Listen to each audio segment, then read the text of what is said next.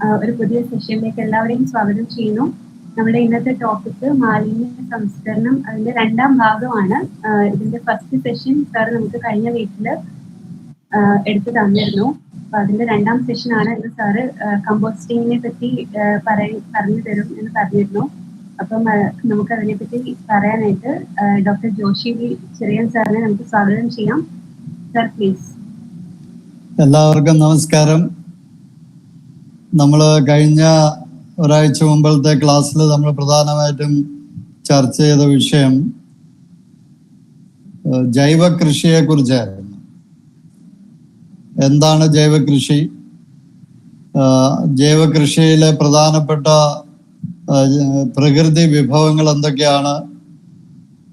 അപ്പം അതിൻ്റെ അകത്ത് നമ്മൾ കണ്ട പ്രധാനപ്പെട്ട പ്രകൃതി വിഭവങ്ങൾ ഒന്ന് സൂര്യപ്രകാശം, രണ്ടാമത്തത് മണ്ണ്, അതുപോലെ വെള്ളം, ജൈവ വൈവിധ്യം, അതുപോലെ ഏറ്റവും പ്രധാനപ്പെട്ട ഒരു വിഭവം മനുഷ്യവിഭവം. അങ്ങനെ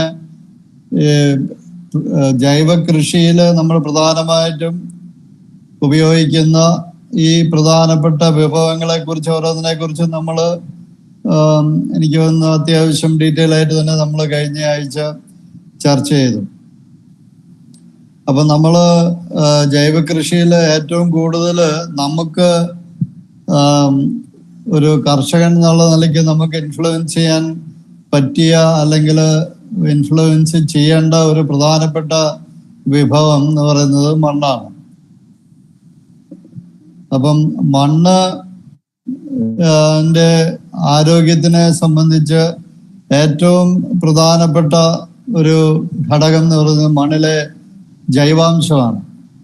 അപ്പം നമുക്ക് എങ്ങനെ മണ്ണിലെ ജൈവാംശം കൂട്ടാം, ഇതായിരുന്നു നമ്മൾ കഴിഞ്ഞ പ്രാവശ്യം ചർച്ച ചെയ്ത ഒരു വിഷയം. അപ്പം ആ ഒരു ചർച്ചയായിട്ട് ബന്ധപ്പെട്ടാണ് നമ്മൾ മാലിന്യ സംസ്കരണം, അതായത് നമ്മൾ കഴിഞ്ഞ ആഴ്ച മാലിന്യ സംസ്കരണത്തിനെ കുറിച്ചും നമ്മൾ പല കാര്യങ്ങളും ചർച്ച ചെയ്തു. അതായത് എന്തുകൊണ്ട് നമ്മൾ മാലിന്യം സംസ്കരിക്കണം. അപ്പൊ അതിനെക്കുറിച്ച് നമ്മൾ ചിന്തിച്ചപ്പം ഒരു പ്രധാനപ്പെട്ട വിഷയം നമ്മൾ ചിന്തിച്ചത്, മാലിന്യം നമ്മൾ പ്രോപ്പറായിട്ട് സംസ്കരിച്ചില്ലെങ്കിൽ, ജൈവ മാലിന്യം നമ്മൾ ശരിയായ രീതിയിൽ സംസ്കരിച്ചില്ലെങ്കിൽ ഒന്ന് നമ്മൾ അനുഭവിക്കുന്ന അല്ല അഭിമുഖീകരിക്കുന്ന ഒരു വളരെ പ്രധാനപ്പെട്ട ചലഞ്ച് എന്ന് നമുക്ക് പറയാവുന്നത്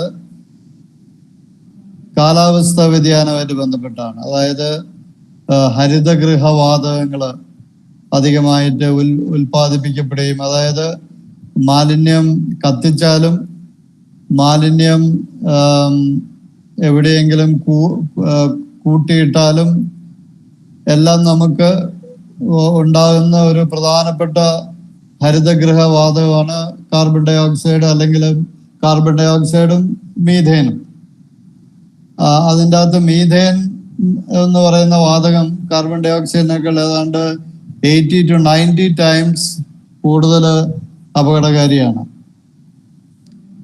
അതുപോലെ നമ്മൾ ഈ ജൈവ മാലിന്യം നമ്മൾ പ്രോപ്പറായിട്ട് സംസ്കരിക്കാതിരുന്നാൽ ഉണ്ടാകാവുന്ന മറ്റു പ്രശ്നങ്ങൾ, ഇത് അഴുകി അല്ലെങ്കിൽ ഇത് ദുർഗന്ധം ഉണ്ടാവും ഇത് എവിടെയെങ്കിലും കൂട്ടിയിട്ട് കഴിഞ്ഞാൽ.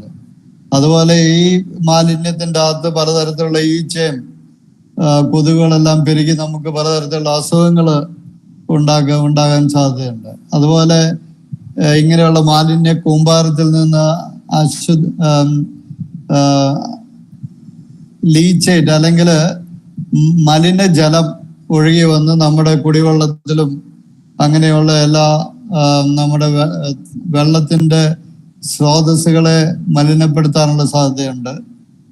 അതുപോലെ തന്നെ നമുക്കറിയാം, ഈ തെരുവ് നായ്ക്കളൊക്കെ ഇത്രയധികം പെരുകുന്ന കാരണം ഈ മാലിന്യം പലയിടത്തും അവൈലബിൾ ആയിട്ട് അല്ലെങ്കിൽ അത് അശ്രിതമായിട്ട് നമ്മൾ വലിച്ചെറിയുന്നതുകൊണ്ടാണ് തെരുവ് നായ്ക്കൾ ഇത്രയധികം പെരുകി നമുക്ക് പലതരത്തിലുള്ള ബുദ്ധിമുട്ടുണ്ടാക്കുന്നത്. അതുപോലെ തന്നെ നമ്മൾ കണ്ട വേറൊരു വലിയ ഒരു കാരണം, അതായത് മാലിന്യം സംസ്കരിക്കേണ്ട ഒരു പ്രധാനപ്പെട്ട കാരണം നമ്മുടെ ഈ ജൈവ മാലിന്യം എന്ന് പറയുന്നത് നമ്മൾ ശരിയായ രീതിയിൽ സംസ്കരിച്ച് ഒരു വളമാക്കിയാൽ നമ്മുടെ മണ്ണിന്റെ ആരോഗ്യം സംരക്ഷിക്കാനും നിലനിർത്താനും പറ്റിയ ഏറ്റവും നല്ല ഒരു സാധ്യത. അതായത് നമുക്ക് ജൈവ വളം ഉണ്ടാക്കാൻ പറ്റും.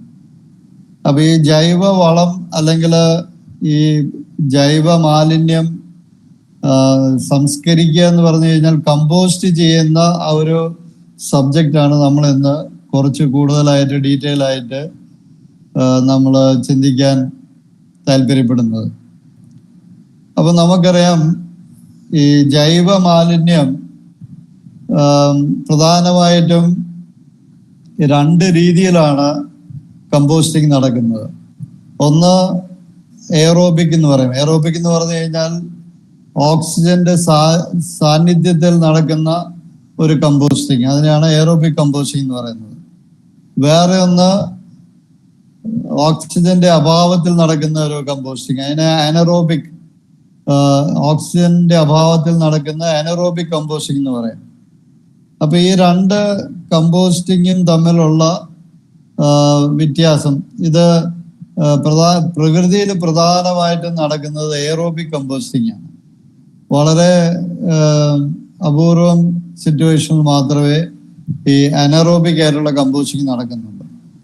അപ്പൊ ഈ എയറോബിക് കമ്പോസ്റ്റിങ് അനറോബിക് കമ്പോസ്റ്റിങ്ങും തമ്മിൽ ഞാൻ നേരത്തെ പറഞ്ഞ പോലെ പ്രധാനപ്പെട്ട ഒരു വ്യത്യാസം എന്ന് പറഞ്ഞു കഴിഞ്ഞാൽ, ഒന്ന് ഓക്സിജന്റെ സാന്നിധ്യത്തിലും അനറോബിക് ഓക്സിജന്റെ അസാന്നിധ്യത്തിലുമാണ് നടക്കുന്നത്. അതുപോലെ തന്നെ ഈ 2 പ്രോസസ്സിലും നമുക്ക് ജീവാണുക്കൾ ആണ് ഈ കമ്പോസ്റ്റിംഗ് നടത്തുന്നത്. അപ്പൊ എയറോബിക് കമ്പോസ്റ്റിങ്ങിൻ്റെ അകത്ത് എയറോബിക് ആയിട്ടുള്ള ജീവാണുക്കൾ പ്രവർത്തിക്കുന്നു. അനറോബിക് കമ്പോസ്റ്റിങ്ങിൻ്റെ അകത്ത് അനറോബിക് ആയിട്ടുള്ള ജീവാണുക്കൾ. അപ്പൊ അതിനൊരു ഉദാഹരണം നമുക്കറിയാം, നമ്മുടെ ബയോഗ്യാസ് യൂണിറ്റ്സിലെല്ലാം നമ്മൾ ചാണകം അതിൻ്റെ അടിയിൽ ഒരു സ്റ്റാർട്ടറായിട്ട് നമ്മൾ നിക്ഷേപിക്കാറുണ്ട്.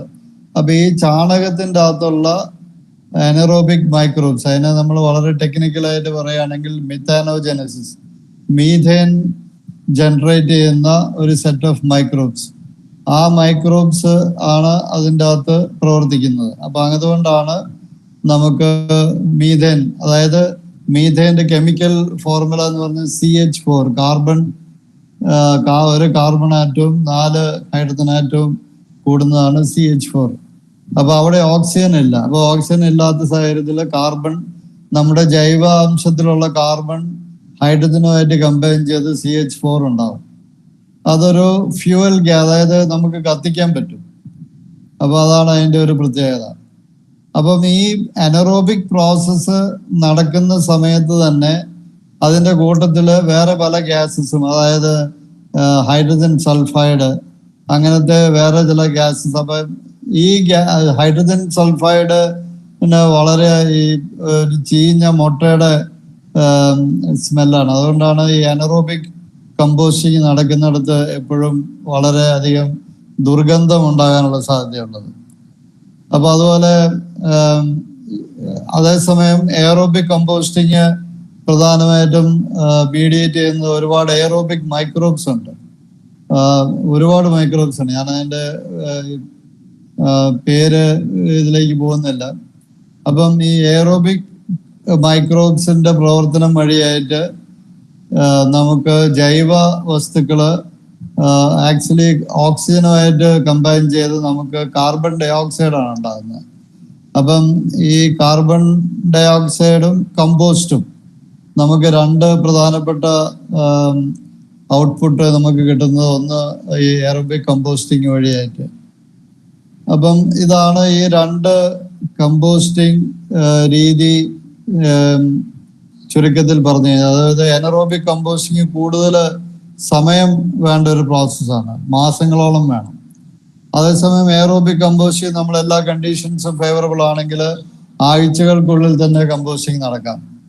അപ്പം ഇതൊക്കെയാണ് ഈ 2 കമ്പോസ്റ്റിങ്ങിന്റെ പ്രധാനപ്പെട്ട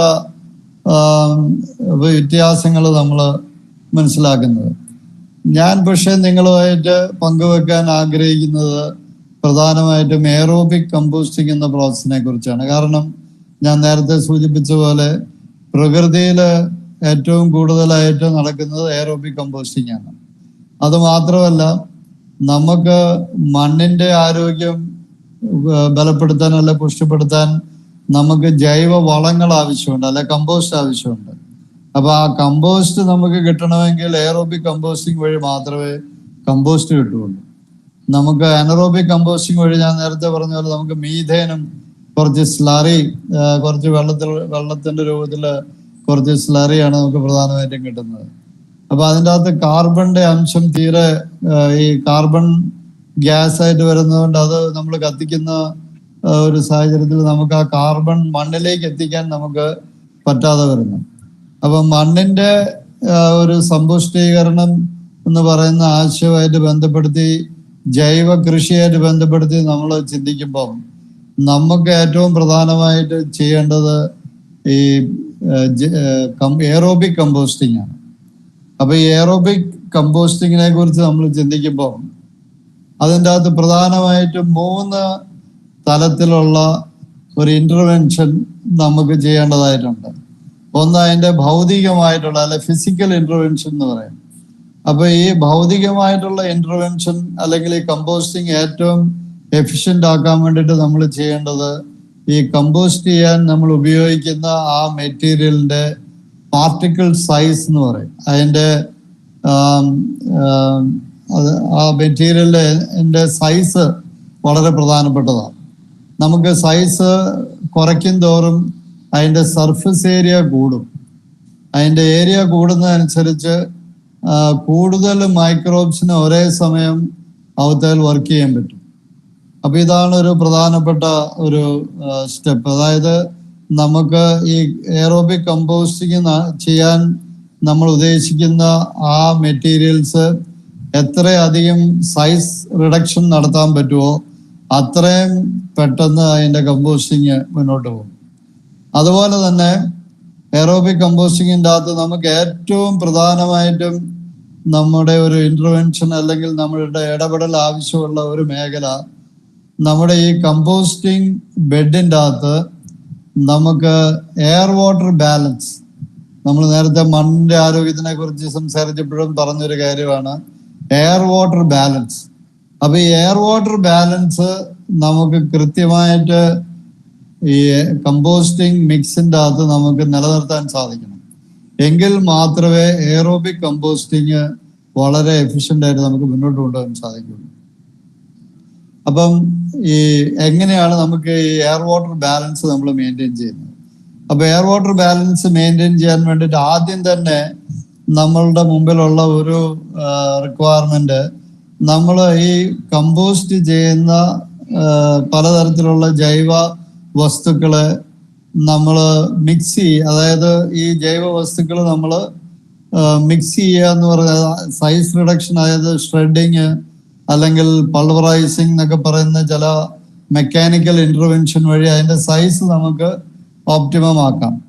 രണ്ടാമത് നമ്മൾ പലതരത്തിലുള്ള ജൈവ വസ്തുക്കള് നമ്മൾ മിക്സ് ചെയ്യുക എന്ന് പറയുന്ന ഒരു പ്രോസസ്സ് വളരെ ഇമ്പോർട്ടൻ്റ് ആണ്. പ്രത്യേകിച്ച് ഇപ്പം നമ്മൾ നമ്മുടെ അടുക്കളയിലോ അല്ലെങ്കിൽ നമുക്ക് പച്ചക്കറി മാർക്കറ്റിൽ നിന്നൊക്കെ കിട്ടുന്ന അതിനെ നമ്മൾ വെറ്റ് വേസ്റ്റ് എന്ന് പറയും. അതായത് കൂടുതൽ ഈർപ്പമുള്ള ജൈവ വസ്തുക്കൾ. അപ്പൊ അങ്ങനെയുള്ള വസ്തുക്കൾ നമ്മൾ കമ്പോസ്റ്റ് ചെയ്യുമ്പം സംഭവിക്കുന്ന ഒരു വലിയ ചലഞ്ച് എന്ന് പറഞ്ഞാല് അത് ബ്രേക്ക് ഡൗൺ, അതായത് അഴുകാൻ തുടങ്ങുമ്പം അതിൻ്റെ അകത്ത് കൂടുതലും ഈർപ്പമായതുകൊണ്ട്, അതായത് നമുക്ക് അങ്ങനെയുള്ള വേസ്റ്റിൻ്റെ അകത്ത് ഓൾമോസ്റ്റ് 70-75% ഈർപ്പമായിരിക്കും. അപ്പൊ ഈ ഈർപ്പം ഈ ജൈവ വസ്തുക്കള് അഴുകാൻ തുടങ്ങുമ്പോൾ ഈ ഈർപ്പം ഈ വെള്ളം പുറത്തേക്ക് വരും. അപ്പൊ ഈ വെള്ളം പുറത്തേക്ക് വരുമ്പോൾ സംഭവിക്കുന്നത് ആ മിക്സിൻ്റെ അകത്തുള്ള എയർ ഡിസ്പ്ലേസ് ചെയ്യും, എയർ പുറത്തേക്ക് പോകും. അപ്പൊ അതിൻ്റെ അകത്ത് എയർ ഇല്ലാത്തൊരു അവസ്ഥ വരും. അപ്പൊ അങ്ങനെ വരുമ്പോഴത്തേനും ഇതിൻ്റെ ആ എയറോബിക് അവസ്ഥ മാറി അനറോബിക് ആവും. അപ്പൊ ഇതിൻ്റെ അകത്തുള്ള എയറോബിക് മൈക്രോബ്സിന് ഈ എയറോബിക് കമ്പോസ്റ്റിംഗ് മുന്നോട്ട് കൊണ്ടുപോകാൻ സാധിക്കാതെ വരും. അപ്പൊ നമ്മൾ ആദ്യം തന്നെ ഈ ഒരു മിക്സ്, ജൈവ വസ്തുക്കളുടെ ഒരു മിക്സ് നമ്മൾ ഉണ്ടാക്കുമ്പം അതിൻ്റെ അകത്ത് നമുക്ക് ഈ മോയ്സ്ചറിനെ മാനേജ് ചെയ്യാൻ പറ്റിയ ഒരു മിക്സ് ആണ് നമുക്ക് ആവശ്യം. അപ്പൊ അങ്ങനെയുള്ള ഒരു പ്രോസസ്സിന്റെ ഭാഗമായിട്ടാണ് നമ്മൾ അതിനെ ഡ്രൈ അല്ലെങ്കിൽ ബ്രൗൺ മെറ്റീരിയൽ എന്ന് പറയും. അതായത് ഉണങ്ങിയ ചില വസ്തുക്കൾ. ഉദാഹരണത്തിന് നമുക്കറിയാം ചകിരിച്ചോറ് നമുക്ക് വളരെ ഈ ഒരു എയർ വാട്ടർ ബാലൻസ് മെയിൻറ്റെയിൻ ചെയ്യാൻ വേണ്ടിയിട്ട് വളരെയധികം നമ്മളെ സഹായിക്കുന്ന ഒരു മെറ്റീരിയലാണ് ചകിരിച്ചോറ്. കാരണം ഈ ചകിരിച്ചോറിന്റെ പ്രത്യേകത എന്താണെന്ന് വെച്ച് കഴിഞ്ഞാൽ 1 കിലോ ഡ്രൈ ചകിരിച്ചോറിനാവാൻ ഏതാണ്ട് 9-10 കിലോ ഈർപ്പം വെള്ളം പിടിച്ച് നിർത്താൻ പറ്റും. അതുപോലെ അതിൻ്റെ അകത്ത് എത്രയധികം നമ്മൾ ഈർപ്പം ആഡ് ചെയ്താൽ പോലും വീണ്ടും അതിൻ്റെ അകത്ത് എയർ ഉണ്ടാവും. അപ്പം ഈ എയർ വാട്ടർ ബാലൻസ് ഏറ്റവും എഫക്റ്റീവായിട്ട് നമുക്ക് മെയിൻറ്റെയിൻ ചെയ്യാൻ പറ്റിയ ഒരു അഡിറ്റീവാണ് ചകിരിച്ചോറ്. ഞാൻ നേരത്തെ പറഞ്ഞ ബ്രൗൺ മെറ്റീരിയലിന്റെ വിഭാഗത്തിൽ വരുന്ന ഒരു മെറ്റീരിയലാണ്. അതുപോലെ തന്നെ നമുക്ക് ഇലകള്, ഡ്രൈ ലീഫ്. പക്ഷെ ഡ്രൈ ലീഫിന് നമുക്ക് ചകിരിച്ചോറിന്റെ അത്രയും മോയ്സ്ചർ ഒന്നും ഹോൾഡ് ചെയ്യാനുള്ള കപ്പാസിറ്റി ഇല്ല. അതുപോലെ അറക്കപ്പൊടി, അതുപോലെ നമുക്ക് മറ്റ് പല ഡ്രൈ ആയിട്ടുള്ള ഈവൻ വുഡ് ചിപ്സ്, ചില വുഡ് ചിപ്സ് നമുക്ക് വളരെ ചെറിയ പൗഡറി ലെവലിലേക്ക് പൊടിച്ച് നമുക്ക് ഈ വെറ്റ് വേസ്റ്റിന്റെ കൂടത്തിൽ നമുക്ക് മിക്സ് ചെയ്യാൻ പറ്റും. അപ്പം ഇങ്ങനത്തെ പല മെറ്റീരിയലും നമ്മൾ ഈ വെറ്റ് വേസ്റ്റും ഇങ്ങനെയുള്ള മെറ്റീരിയലും ആയിട്ടുള്ളൊരു റേഷ്യോ വളരെ ഇമ്പോർട്ടൻ്റ് ആണ്. നമുക്ക് നമ്മുടെ ഈ കമ്പോസ്റ്റിംഗ് പ്രോസസ്സിൻ്റെ അകത്ത് ഒരു കാരണവശാലും ഒരു അനറോബിക് കണ്ടീഷൻ ഉണ്ടാകാത്ത രീതിയിൽ വേണം നമ്മൾ ഇങ്ങനെയുള്ള ബ്രൗൺ മെറ്റീരിയൽ ഇതിൻ്റെ അകത്ത് ഈ വെറ്റ് വേസ്റ്റിന്റെ കൂട്ടത്തിൽ മിക്സ് ചെയ്യാം. അപ്പൊ ഈ ഒരു അറിവ് അല്ലെങ്കിൽ ഈ ഒരു ഇന്റർവെൻഷൻ നമ്മുടെ എയറോബിക് കമ്പോസ്റ്റിംഗ് ഏറ്റവും എഫിഷ്യൻ്റ് ആയിട്ട് നമുക്ക് നടത്താൻ വേണ്ടിയിട്ട് വളരെ ഇമ്പോർട്ടൻ്റ് ആണ്. അപ്പം നമുക്ക് ഈ മിക്സ്, അതായത് ഈ കമ്പോസ്റ്റിംഗ് മിക്സ് എന്നാണ് അതിന് പറയുന്നത്, അതിനെ നമുക്ക് ആ കമ്പോസ്റ്റിംഗ് പ്രോസസ്സ് നടക്കുന്ന ആ പീരീഡ് മുഴുവൻ ഏറ്റവും ഒരു എഫിഷ്യന്റ് എയറോബിക് മിക്സ് ആയിട്ട് നമുക്ക് മെയിൻറ്റെയിൻ ചെയ്യാൻ പറ്റുക എന്നുള്ളതാണ് നമ്മുടെ ഈ എയറോബിക് കമ്പോസ്റ്റിങ്ങിന്റെ ഏറ്റവും പ്രധാനപ്പെട്ട ഒരു സക്സസ് എന്ന് പറയുന്നത്. അപ്പം ഇത് ഈ ഞാൻ പറഞ്ഞു, എയറോബിക് കമ്പോസ്റ്റിങ്ങിൻ്റെ അകത്ത് പലതരത്തിലുള്ള ഇടപെടൽ നമ്മൾ നടത്തേണ്ടി വരും. അതിൻ്റെ അകത്ത് ആദ്യത്തെ ഒരു ഇടപെടലായിരുന്നു നമ്മൾ അതിൻ്റെ പാർട്ടിക്കിൾ സൈസ്. അതിന് വേണ്ടിയിട്ട് ഞാൻ പറഞ്ഞു നമുക്ക് ചില മെക്കാനിക്കൽ എക്യുപ്മെന്റ്സ്, ഷെഡർ, പൾവറൈസർ ഒക്കെ നമുക്ക് യൂസ് ചെയ്യാം. അപ്പോൾ അങ്ങനെ നമുക്ക് പാർട്ടിക്കിൾ സൈസ് നമ്മൾ ഉദ്ദേശിക്കുന്ന ഒരു ഓപ്റ്റിമം സൈസിലേക്ക് നമുക്ക് കൊണ്ടുവരാൻ പറ്റും. രണ്ടാമത്തെ ഒരു പ്രധാനപ്പെട്ട ഇന്റർവെൻഷൻ ആണ് ഈ പല ടൈപ്പ് ഓഫ് മെറ്റീരിയൽ നമ്മൾ ഈ അതിൻ്റെ ഒരു റേഷ്യോയിൽ നമ്മൾ മിക്സ് ചെയ്യാന്ന് പറയുന്നത്.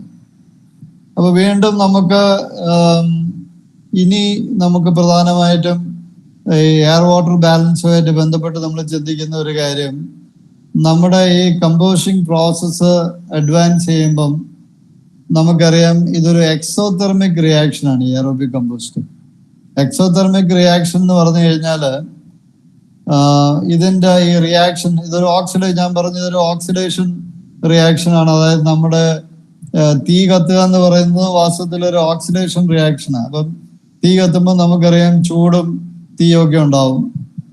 അതുപോലെ തന്നെയാണ് ഈ പ്രോസസ്സിലും ഈ കമ്പോസ്റ്റിങ്ങിന്റെ അകത്തും വാസ്തവത്തിൽ അതൊരു സ്ലോ ബേണിങ് ആയതുകൊണ്ട് അതിൻ്റെ അകത്തും ഈ ഓക്സിജനും കാർബണുമായിട്ട് കമ്പയർ ചെയ്ത് കാർബൺ ഡൈ ഓക്സൈഡ് ഉണ്ടാവും.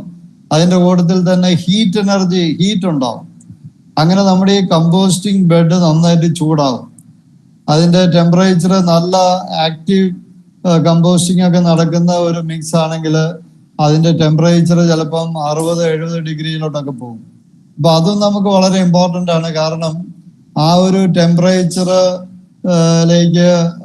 ഈ മിക്സ് വന്നു കഴിഞ്ഞാൽ ഇതിൻ്റെ അകത്തുള്ള മിക്കവാറും നമുക്ക് ആവശ്യമില്ലാത്ത ഈ പലതരത്തിലുള്ള കീടങ്ങളും പാത്തജൻസ്, അതായത് അസുഖങ്ങൾ ഉണ്ടാക്കുന്ന മൈക്രോബ്സും, അതുപോലെ പല ചെടികളുടെ വിത്തുകൾ, അതായത് കളകളുടെ വിത്തുകൾ, ഇങ്ങനെയുള്ള സാധനങ്ങളെല്ലാം നശിച്ചു പോകും. അപ്പോൾ നമ്മുടെ കമ്പോസ്റ്റിംഗ് പ്രോസസ്സ് കഴിയുമ്പോൾ നമ്മൾ വാസ്തവത്തില് ഈ ഒരു ഹൈ ടെമ്പറേച്ചർ പ്രോസസ്സിനെ നമ്മൾ ഒരു സാനിറ്റേഷൻ പ്രോസസ്സും കൂടി ആയിട്ടാണ് കാണുന്നത്. അതായത് നമുക്ക് ആവശ്യമില്ലാത്ത പല മെറ്റീരിയലും പല പാത്തജൻസും വിത്തുകളും എല്ലാം ഈ ഒരു ഹൈ ടെമ്പറേച്ചർ പ്രോസസ്സിൽ നമുക്ക് നിർവീര്യമാക്കാൻ പറ്റും. അത് ഒരു വളരെ പ്രധാനപ്പെട്ട എയറോബിക് കമ്പോസ്റ്റിങ്ങിന്റെ ഒരു അഡ്വാൻറ്റേജ് ആണ്. അതുപോലെ ഞാൻ പറഞ്ഞ പോലെ ഈ എയർ വാട്ടർ ബാലൻസ് നമുക്ക് ചെക്ക് ചെയ്യാൻ പറ്റും. അതായത് ഈ കമ്പോസ്റ്റിങ് നടക്കുന്ന സമയത്ത് നമുക്ക് ഒരു 3-4 ദിവസം കൂടുമ്പം നമ്മുടെ ഈ മിക്സിൻ്റെ അകത്തുള്ള മോയ്സ്ചറിന്റെ അളവ് നമ്മൾ ചെക്ക് ചെയ്യണം.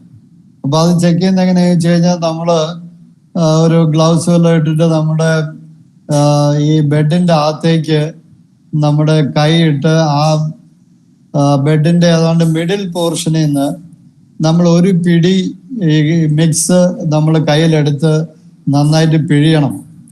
അങ്ങനെ പിഴിയുമ്പം ഇതിൻ്റെ അകത്തുനിന്ന് ഒരു 4-5 തുള്ളി വെള്ളം പുറത്തേക്ക് വരുന്നുണ്ടെങ്കിൽ ഇതിന്റെ ഈർപ്പം അല്ലെങ്കിൽ മോയ്സ്ചർ ഓപ്റ്റിമം ആണെന്നാണ് എൻ്റെ കണക്ക്. അതായത് അങ്ങനെ അത്രയും തുള്ളി വെള്ളം വരുന്നുണ്ടെങ്കിൽ ഇതിൻ്റെ അകത്ത് ഏതാണ്ട് 60% മോയ്സ്ചർ ഉണ്ടാകും എന്നാണ് നമ്മൾ കണക്കാക്കുന്നത്.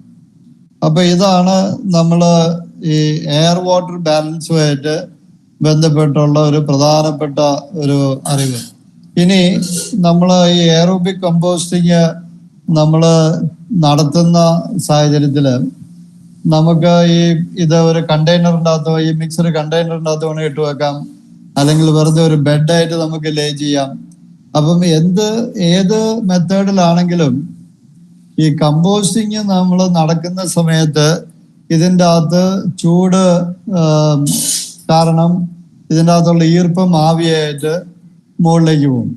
അതുപോലെ ഇതിൻ്റെ അകത്ത് ഉണ്ടാകുന്ന കാർബൺ ഡൈ ഓക്സൈഡും ആ ഒരു ചൂട് വായു ആയതുകൊണ്ട് അത് മുകളിലേക്ക് പോകും. അപ്പൊ ഇങ്ങനെ ഈ ഒരു ബെഡിൻ്റെ അകത്തുനിന്ന് നമുക്ക് ആവിയും കാർബൺ ഡൈ ഓക്സൈഡും എല്ലാം മുകളിലേക്ക് പോകുന്നതുകൊണ്ട് ഈ ബെഡിൻ്റെ അകത്ത് ഒരു വാക്യൂം സിറ്റുവേഷൻ ഉണ്ടാവും. അപ്പൊ വാക്യൂം ഉണ്ടാകുമ്പോൾ നമുക്കറിയാം എല്ലാ സൈഡിൽ നിന്നുമുള്ള ഫ്രഷ് എയർ ഈ അകത്തേക്ക് ഫോഴ്സ് ചെയ്ത് വലിക്കും. അതായത് അതിന് നമ്മൾ വേറെ കറണ്ടോ ഒന്നും ചെലവാക്കണ്ട. ഈ കമ്പോസ്റ്റിംഗ് ബെഡിൻ്റെ അകത്ത് തന്നെ നാച്ചുറലായിട്ട് സംഭവിക്കുന്ന ഒരു പ്രോസസ്സാണ് ഈ ചൂടുള്ള വായു എല്ലാം മുകളിലേക്ക് പോകുമ്പം ഇതിൻ്റെ അകത്ത് ഒരു വാക്യൂം ഉണ്ടാകുന്നുണ്ട്. സൈഡിൽ നിന്നുള്ള ഫ്രഷ് എയർ എപ്പോഴും ഇതിൻ്റെ അകത്തോട്ട് വലിച്ചോണ്ടിരിക്കും. അപ്പൊ അങ്ങനെ ഈ ഫ്രഷ് എയർ അകത്തേക്ക് വലിക്കുന്നതുകൊണ്ട് ഉള്ള ഏറ്റവും വലിയ അഡ്വാൻറ്റേജ് ഞാൻ നേരത്തെ പറഞ്ഞ പോലെ ഈ കമ്പോസ്റ്റിംഗ്, എയറോബിക് കമ്പോസ്റ്റിംഗ് എന്ന് പറയുന്ന ഒരു ഓക്സിഡേഷൻ പ്രോസസ്സാണ്. ഈ ഫ്രഷ് എയർ നമുക്കറിയാം ഓക്സിജനോട് കൂടിയാണ് അകത്തേക്ക് വരുന്നത്. അപ്പം ഈ ഓക്സിജനും മോയ്സ്ചറും എല്ലാം ഓപ്റ്റിമം കണ്ടീഷനിൽ നമുക്ക് മെയിൻറ്റെയിൻ ചെയ്യാൻ പറ്റുന്നതുകൊണ്ട് വളരെ എഫിഷ്യൻ്റ് ആയിട്ടുള്ള ഒരു എയറോബിക് കമ്പോസ്റ്റിങ് നമുക്ക് അവിടെ ഇംപ്ലിമെന്റ് ചെയ്യാൻ സാധിക്കും. അപ്പൊ ഇതാണ് നമ്മുടെ ഈ എയറോബിക് കമ്പോസ്റ്റിങ്ങിന്റെ ഇപ്പൊ നമ്മള് ഒരു പ്രധാനപ്പെട്ട ഒരു ഇന്റർവെൻഷൻ, ഫിസിക്കൽ ഇന്റർവെൻഷനെ കുറിച്ചാണ്, ഭൗതികമായിട്ടുള്ള ഒരു ഇന്റർവെൻഷനെ കുറിച്ചാണ് നമ്മൾ സംസാരിച്ചുകൊണ്ടിരുന്നത്. ഇനി ഇതിൻ്റെ അകത്ത് ഒരു കെമിക്കൽ ഇന്റർവെൻഷൻ അല്ലെങ്കിൽ രാസപരമായിട്ടുള്ള ഒരു ഇന്റർവെൻഷനും കൂടെ നമുക്ക് ചെയ്യാനുണ്ട്. ഇതിൻ്റെ അകത്തൊരു പ്രധാനപ്പെട്ട ഒരു രാസ സ്വഭാവം എന്ന് പറഞ്ഞു കഴിഞ്ഞാൽ ഇതിന്റെ pH എന്ന് പറയാം, അമ്ലത്വം അല്ലെങ്കിൽ ആൽക്കലിനിറ്റി എന്നൊക്കെ പറയുന്ന ഒരു, നമുക്കറിയാം നമ്മുടെ കമ്പോസ്റ്റിങ്ങിന്റെ ഒരു എയറോബിക് കമ്പോസ്റ്റിങ് ഏറ്റവും എഫിഷ്യൻ്റ് ആയിട്ട് നടക്കാൻ വേണ്ടിയിട്ട് നമുക്ക് അതിന്റെ pH ഒരു 6 to 7 ആ റേഞ്ചിലുള്ളതാണ് ഏറ്റവും നല്ലത്. അല്ലെങ്കിൽ ഒരു 7.5 വരെ അതിന്റെ pH നമുക്ക് കമ്പോസ്റ്റിങ്ങിനെ സഹായിക്കും. അതിന്റെ താഴോട്ടോ മുകളിലോട്ടോ pH പോയാൽ കമ്പോസ്റ്റിങ്ങിനെ അത് ബാധിക്കും. അപ്പൊ നമ്മൾ ആ കമ്പോസ്റ്റിംഗ് മിക്സിന്റെ pH നമ്മളൊന്ന് ചെക്ക് ചെയ്തിട്ട് അതിനെ ഒന്ന് കറക്റ്റ് ചെയ്യേണ്ട ആവശ്യം ഉണ്ടെങ്കിൽ നമ്മൾ ആ കറക്ഷൻ നടത്തണം. അപ്പൊ ഇങ്ങനെയുള്ള ഈ എല്ലാ ഞാൻ നേരത്തെ പറഞ്ഞ എയർ വാട്ടർ ബാലൻസ്, pH, ഇതെല്ലാം. അതുപോലെ തന്നെ അടുത്ത വേറൊരു പ്രധാനപ്പെട്ട രാസ സ്വഭാവമാണ് ഇതിൻ്റെ അകത്തെ കാർബണിന്റെയും നൈട്രജന്റെയും റേഷ്യോ. ഇപ്പൊ നമുക്ക് പലതരത്തിലുള്ള നമ്മുടെ ജൈവ വസ്തുക്കളുടെയും ഈ കാർബൺ നൈട്രജൻ റേഷ്യോ നമ്മൾ ചെക്ക് ചെയ്ത് കഴിഞ്ഞാൽ നൈട്രജൻ വളരെ കുറവും കാർബൺ വളരെ കൂടുതലുമായിരിക്കും. അപ്പൊ നമുക്ക് ഒരു ഓപ്റ്റിമം കമ്പോസ്റ്റിംഗ് നടക്കേണ്ട ഈ കാർബൺ നൈട്രജൻ റേഷ്യോ എന്ന് പറയുന്നത് ഏതാണ്ട് 20-25 റേഞ്ചിലാണ്. നമുക്ക് ആ കാർബൺ അറൗണ്ട് 20-25ഉം നൈട്രജൻ ഏതാണ്ട് 1, അതായത് ആ റേഷ്യോ ഞാൻ പറഞ്ഞ ആ ഒരു റേഷ്യോയിൽ നമുക്ക് ഈ രണ്ട് മെറ്റീരിയലും അതിന്റെ രാസ സ്വഭാവം നമുക്ക് അത് എൻഷുർ ചെയ്യാൻ പറ്റണം. അപ്പൊ അത് നമുക്ക് നമ്മുടെ ആ മിക്സ് നമുക്ക് ചെക്ക് ചെയ്യുമ്പോൾ നമുക്കറിയാം ഈ നമ്മളുടെ ഈ കമ്പോസ്റ്റിംഗ് മിക്സിൻ്റെ അകത്ത് ഈ CN റേഷ്യോ എന്നാ പറയുന്നത്. ആ റേഷ്യോ നമുക്ക് ഓപ്റ്റിമൈസ് ചെയ്യാൻ പറ്റിയിട്ടുണ്ടോ ഇല്ല എന്നുള്ളത്. അപ്പൊ നമ്മൾക്ക് അത് പ്രത്യേകിച്ച് നമ്മൾ പല കമ്പോസ്റ്റിംഗ് നമ്മുടെ ജൈവ വസ്തുക്കൾ കമ്പോസ്റ്റ് ചെയ്യുന്ന സാഹചര്യത്തില് നമുക്ക് പലപ്പോഴും ഉണ്ടാകാവുന്ന ഒരു ചലഞ്ച് എന്ന് പറയുന്നത് കാർബൺ കൂടുതലും നൈട്രജൻ കുറവായിരിക്കും. അപ്പൊ അങ്ങനെയുള്ള സാഹചര്യത്തിൽ നമ്മൾ ചെയ്യേണ്ട ഒരു പ്രധാനപ്പെട്ട ഇടപെടൽ എന്ന് പറഞ്ഞു കഴിഞ്ഞാൽ നമുക്ക് പയറുവർഗ്ഗങ്ങൾ പെട്ട ചെടികൾ, ഉദാഹരണത്തിന് ശീമക്കൊന്ന, അതുപോലെ നിലക്കടല, അങ്ങനെ അല്ല കടല പിണ്ണാക്ക്, അപ്പൊ ഇങ്ങനെയുള്ള അല്ലെങ്കിൽ കോഴിക്കാഷ്ടത്തിൻ്റെ അകത്തൊക്കെ നൈട്രജൻ കൂടുതലുണ്ട്. അതുപോലെ കൗ യൂറിൻ, ഗോമൂത്രം, ഇങ്ങനെയുള്ള പല സാധനങ്ങളും നമുക്ക് ഈ മിക്സിൻ്റെ അകത്ത് ആദ്യമേ തന്നെ അല്ലെങ്കിൽ പീരിയോഡിക്കായിട്ട്, ഇപ്പം ഞാൻ നേരത്തെ പറഞ്ഞു ഈർപ്പം നമുക്ക് ഓപ്റ്റിമം അല്ലെങ്കിൽ നമ്മൾ വെള്ളം അല്ലെങ്കിൽ എന്തെങ്കിലും ഈർപ്പം കിട്ടാവുന്ന വസ്തുക്കൾ നമ്മൾ ഇതിലേക്ക് ഒഴിച്ചു കൊടുക്കണം. അപ്പൊ അതൊരു ഇപ്പൊ ചില കമ്പോസ്റ്റിംഗ് പ്രോസസ്സിൻ്റെ അകത്ത് ചിലപ്പോൾ നമുക്ക് ആ മിക്സ് പ്രോപ്പർ അല്ലെങ്കിൽ അതിൻ്റെ അകത്ത് ലീച്ചേറ്റ് ഉണ്ടാവും. അപ്പൊ ആ ലീച്ചേറ്റ് നമ്മൾ കളക്ട് ചെയ്തിട്ട് അതിനെ ഡയല്യൂട്ട് ചെയ്ത് നമുക്ക് വീണ്ടും ഈ കമ്പോസ്റ്റിംഗ് ബെഡിലേക്ക് നമുക്ക് ഒഴിച്ചു കൊടുക്കാം. കാരണം അങ്ങനെ ചെയ്യുന്നത് വഴി നമ്മുടെ ഈ ലീച്ചേറ്റിൻ്റെ അകത്തൂടെ നഷ്ടപ്പെട്ട മൂലകങ്ങൾ, കാരണം നമ്മുടെ കമ്പോസ്റ്റിംഗ് നടക്കുന്ന സമയത്ത് ലീച്ചേറ്റ് ഇതിൻ്റെ അകത്തുനിന്ന് വെള്ളം പുറത്തേക്ക് വരുന്ന ഒരു സാഹചര്യം ഉണ്ടായാൽ നമ്മുടെ ഈ ജൈവ വസ്തുക്കൾക്കകത്തുള്ള പല മൂലകങ്ങളും ഇങ്ങനെയുള്ള ഈ ലീച്ചേറ്റിൻ്റെ അകത്തൂടെ നമുക്ക് നഷ്ടപ്പെടാൻ സാധ്യതയുണ്ട്. അപ്പൊ അങ്ങനെ അതുകൊണ്ട് ആ ലീച്ചേറ്റ് നമ്മൾ കളക്ട് ചെയ്ത് അതിനെ വീണ്ടും നമ്മുടെ ഈ കമ്പോസ്റ്റിംഗ് ബെഡിലേക്ക് നമുക്ക് ഇൻട്രൊഡ്യൂസ് ചെയ്യാൻ പറ്റുകയാണെങ്കിൽ നമുക്ക് ആ മൂലകങ്ങൾ നഷ്ടപ്പെടാതെ തന്നെ എടുക്കാൻ പറ്റും. അപ്പം ഞാൻ നിങ്ങളായിട്ട് സംസാരിച്ചുകൊണ്ടിരിക്കുന്ന വിഷയം ഇതിൻ്റെ അകത്തെ രാസ സ്വഭാവങ്ങളുടെ ഒരു ബാലൻസിങ്, അതായത് നമ്മൾ കണ്ടു pH നമ്മൾ ബാലൻസ് ചെയ്യണം, അതുപോലെ കാർബൺ നൈട്രജൻ റേഷ്യോ. ഇനി നമ്മൾ നമ്മുടെ ഒരു കമ്പോസ്റ്റിംഗ് അല്ലെങ്കിൽ നമ്മൾ പ്രൊഡ്യൂസ് ചെയ്യുന്ന ജൈവ വളം ഒരു 100% ഓർഗാനിക് ഫാമിങ്ങിലോ അല്ല ഓർഗാനിക് ആയിട്ടുള്ള ഒരു പ്രോസസ്സിലേക്ക് നമ്മൾ ഉപയോഗിക്കുന്നില്ലെങ്കിൽ, ഞാനിത് ഇത് പറയാനുള്ളൊരു കാരണം ചില പ്രത്യേക സാഹചര്യത്തിൽ ചിലപ്പോൾ നമുക്ക് നൈട്രജൻ ഇൻക്രീസ് ചെയ്യാൻ പറ്റിയ ഒരു മെറ്റീരിയൽ നമുക്ക് കിട്ടിയില്ലെങ്കിൽ നമുക്കൊരു അതായത് 100% ഓർഗാനിക് ആയിട്ടുള്ള ഒരു ഫാമിംഗ് പ്രോസസ്സിന് വേണ്ടിയിട്ട് അല്ലെങ്കിൽ നമുക്ക് ഈ കമ്പോസ്റ്റിംഗ് സമയത്ത് കുറച്ച് യൂറിയ വേണമെങ്കിൽ നമുക്ക് ഒരു ടണ്ണിന് ഒരു 5 കിലോ എന്നൊക്കെ പറയുന്ന രീതിയിൽ നമുക്ക് യൂറിയ വേണം ആഡ് ചെയ്യാം. പക്ഷെ നമ്മൾ അങ്ങനെ ആഡ് ചെയ്യുമ്പോഴുള്ള ഒരു അഡ്വാൻറ്റേജ് എന്ന് പറഞ്ഞാൽ ഈ കമ്പോസ്റ്റിംഗ് പ്രോസസ്സ് കഴിയുമ്പം ഇതിൻ്റെ അകത്ത് കാര്യമായിട്ടുള്ള കെമിക്കൽ നൈട്രജൻ അല്ലെ കെമിക്കൽ യൂറിയയുടെ ഒട്ടും തന്നെ ഒരു പോർഷൻ ഇതിൻ്റെ അകത്ത് സാധാരണ ഇതിലുണ്ടാകരുത്. ഇത് ഞാൻ വീണ്ടും പറയുന്നത് ജൈവ കൃഷിയിൽ നമുക്കിത് ചെയ്യാൻ ഉള്ള പെർമിഷൻ ഇല്ല. ഇനി നിങ്ങൾ ആരെങ്കിലും ജൈവ കൃഷി അല്ല ചെയ്യുന്നത്, നമുക്ക് ഇങ്ങനെ ഒരു പ്രത്യേക സാഹചര്യത്തിൽ നമുക്ക് ഇങ്ങനെയുള്ള ഒരു കെമിക്കൽ നൈട്രജൻ ആഡ് ചെയ്യാനുള്ള ഒരു ഓപ്ഷനും കൂടി ഉണ്ടെന്നുള്ളത് നിങ്ങളെ ഒന്ന് അറിയിക്കാൻ വേണ്ടിയിട്ടാണ് ഞാനിത് പറയുന്നത്. അപ്പം ഇതൊക്കെയാണ് നമ്മുടെ എയറോബിക് കമ്പോസ്റ്റിങ്ങിൻ്റെ അകത്ത് നമ്മൾ അവലംബിക്കേണ്ട രണ്ട് മേഖലകൾ നമ്മൾ ചർച്ച ചെയ്തു. ഫിസിക്കൽ കണ്ടീഷനിങ്ങും കെമിക്കൽ കണ്ടീഷനിങ്ങും. ഇനി മൂന്നാമത്തെ ഒരു പ്രധാനപ്പെട്ട ഇന്റർവെൻഷൻ എയറോബിക് കമ്പോസ്റ്റിങ്ങുമായിട്ട് ബന്ധപ്പെട്ട് നമുക്ക് ചെയ്യാവുന്നതാണ്. നമ്മൾ ഇതിൻ്റെ അകത്ത് ഇൻട്രൊഡ്യൂസ് ചെയ്യുന്ന എയറോബിക് കമ്പോസ്റ്റിംഗ് മൈക്രോബ്സ് എന്ന് പറയുന്നത്. നമുക്ക് എയറോബിക് കമ്പോസ്റ്റിംഗ് മൈക്രോബ്സ് വഴി നമുക്ക് ചെയ്യാം, അല്ലെങ്കിൽ നമുക്ക് മണ്ണിര ഉപയോഗിച്ച് വേണേലും നമുക്ക് പല വസ്തുക്കളും പല മെറ്റീരിയലും നമുക്ക് എയറോബിക് കമ്പോസ്റ്റിംഗ് ചെയ്യാൻ സാധിക്കും. അപ്പം മണ്ണിരയുടെ ഒരു ഇൻവോൾവ്മെന്റിൻ്റെ അകത്ത് സംഭവിക്കുന്നത് നമ്മുടെ ഈ എയറോബിക് മിക്സ്. അപ്പൊ ആദ്യമേ നമ്മൾ അതിൻ്റെ ആ ഒരു ഫസ്റ്റ് പ്രോസസ്സ്, അതായത് അതിൻ്റെ അകത്ത് നമ്മളിത് മിക്സ് ചെയ്ത് ഒരു പ്രൈമറി കമ്പോസ്റ്റിങ് കഴിഞ്ഞ് അതിൻ്റെ അകത്ത് ആ ചൂടൊക്കെ കൂടി പിന്നെ ആ ചൂട് അല്പം കുറയുന്ന സമയത്ത് മാത്രമേ നമുക്ക് മണ്ണിര ഇതിൻ്റെ അകത്തോട്ട് ഇൻട്രൊഡ്യൂസ് ചെയ്യാൻ പറ്റുള്ളൂ.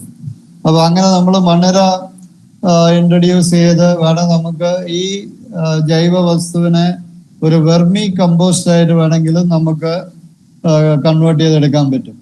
പക്ഷെ അതിൻ്റെ അകത്ത് ഈ വെർമി കമ്പോസ്റ്റിംഗ് ചെയ്യുമ്പോൾ ഒരുപാട് ചലഞ്ചസ് ഉണ്ട്. കാരണം ഇതിന്റെ വളരെ കൃത്യമായിട്ടുള്ള ഒരു പലതരത്തിലുള്ള ഇതിന്റെ ക്യാരക്ടേഴ്സ് നമ്മൾ കൃത്യമായിട്ട് മെയിൻറ്റെയിൻ ചെയ്താൽ മാത്രമേ ഈ മണ്ണിരയ്ക്ക് ഇതിനെ കൺവേർട്ട് ചെയ്യാൻ പറ്റുള്ളൂ. അതായത് മണ്ണിരയ്ക്ക് അത് കഴിച്ച് അതിനെ കമ്പോസ്റ്റ് ചെയ്യാനുള്ള തരത്തിലുള്ള ടേസ്റ്റ്, അതിന് പാലറ്റബിലിറ്റി എന്ന് പറയും. അതുപോലെ ഇതിൻ്റെ അകത്ത് ഈ മണ്ണിരയെ അറ്റാക്ക് ചെയ്യാൻ എലി, കോഴി, പക്ഷികളൊക്കെ വന്ന് ഈ മണ്ണിരയെ അറ്റാക്ക് ചെയ്യാം. അപ്പൊ അതിനെ എല്ലാം സംരക്ഷിച്ച് വേണം നമ്മൾ ഈ മണ്ണിര കമ്പോസ്റ്റിങ് നടത്താൻ വേണ്ടിയിട്ട്.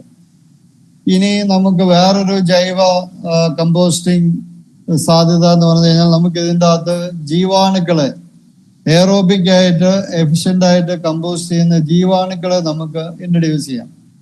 അപ്പോൾ നമ്മൾ ജീവാണുക്കളെ ഇൻട്രൊഡ്യൂസ് ചെയ്യുമ്പം നമുക്ക് ഒരു വളരെ പ്രധാനപ്പെട്ട ഒരു വിഷയം എന്ന് പറഞ്ഞു കഴിഞ്ഞാൽ, ഞാൻ നേരത്തെ പറഞ്ഞ പോലെ ഈ കമ്പോസ്റ്റിങ് നല്ല രീതിയിൽ നടക്കുമ്പോൾ ഇതിൻ്റെ അകത്ത് ടെമ്പറേച്ചർ 60-70 ഡിഗ്രിയിലേക്കൊക്കെ പോകാൻ സാധ്യതയുണ്ട്.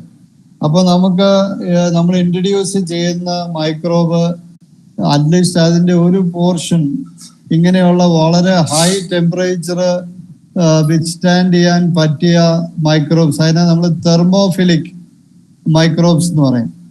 അപ്പോൾ ആ സ്വഭാവങ്ങളുള്ള മൈക്രോബ്സും അതുപോലെ ഇതിന്റെ ടെമ്പറേച്ചർ ആദ്യത്തെ നോർമൽ സ്റ്റേജിലായിരിക്കുമ്പം ആ സ്റ്റേജിലും ഇതിനെ കമ്പോസ്റ്റിങ് ഇനിഷ്യേറ്റ് ചെയ്ത് മുന്നോട്ട് കൊണ്ടുപോകാൻ പറ്റിയ, അതുപോലെ വേറൊരു പ്രധാനപ്പെട്ട ഒരു ഫാക്ടർ ഞാൻ നേരത്തെ പറഞ്ഞു, നമ്മൾ എപ്പോഴും കമ്പോസ്റ്റിംഗ് എന്ന് പറയുന്നത് പലതരത്തിലുള്ള മെറ്റീരിയൽ ഒരുമിച്ച് മിക്സ് ചെയ്തിട്ടാണ് നമ്മൾ കമ്പോസ്റ്റ് ചെയ്യുന്നത്. അപ്പൊ ഇതിൻ്റെ അകത്ത് പലതരത്തിലുള്ള ലാർജർ ബയോ മോളിക്യൂൾസ്, അതായത് നമ്മൾ സാധാരണ അറിയാവുന്ന cellulose, lignin, hemi cellulose, fat, protein, അങ്ങനെയുള്ള bio molecules, larger macro molecules ഉണ്ടാവും. അപ്പൊ ഇങ്ങനെയുള്ള പലതരത്തിലുള്ള മാക്രോ മോളിക്യൂൾസിനെ കമ്പോസ്റ്റ് ചെയ്യാൻ പറ്റിയ ഡിഫറെന്റ് മൈക്രോബ്സ് ഉണ്ട് നമുക്ക്, സ്പെഷ്യലൈസ്ഡ് മൈക്രോബ്സ്. അതായത് പ്രോട്ടീൻ ബ്രേക്ക് ഡൗൺ ചെയ്യുന്ന പ്രോട്ടിയോലിറ്റിക് മൈക്രോബ്സ് ഉണ്ട്. അതുപോലെ ഫാറ്റ് ബ്രേക്ക് ഡൗൺ ചെയ്യാവുന്ന ലിപ്പോലിറ്റിക് മൈക്രോബ്സ് ഉണ്ട്. അതുപോലെ സെല്ലുലോസ് ബ്രേക്ക് ഡൗൺ ചെയ്യാവുന്ന സെല്ലുലോലിറ്റിക് മൈക്രോബ്സ് ഉണ്ട്. അതുപോലെ ലിഗ്നിൻ ബ്രേക്ക് ഡൗൺ ചെയ്യാവുന്ന ലിഗ്നോലിറ്റിക് മൈക്രോബ്സ് ഉണ്ട്.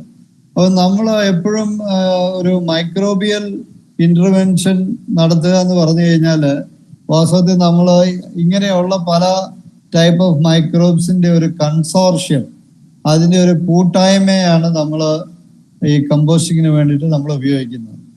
അപ്പം ഈ കൂട്ടായ്മ ഉപയോഗിക്കുന്നതുകൊണ്ട് നമുക്കുള്ള അഡ്വാൻറ്റേജ്, പലതരത്തിലുള്ള മാക്രോ മോളിക്യൂൾസിനെ നമുക്ക് ഒരേ സമയത്ത് അറ്റാക്ക് ചെയ്ത് കമ്പോസ്റ്റ് ചെയ്യാനുള്ള ഒരു സാധ്യത നമുക്ക് അവിടെ കൊണ്ടുവരാൻ പറ്റും.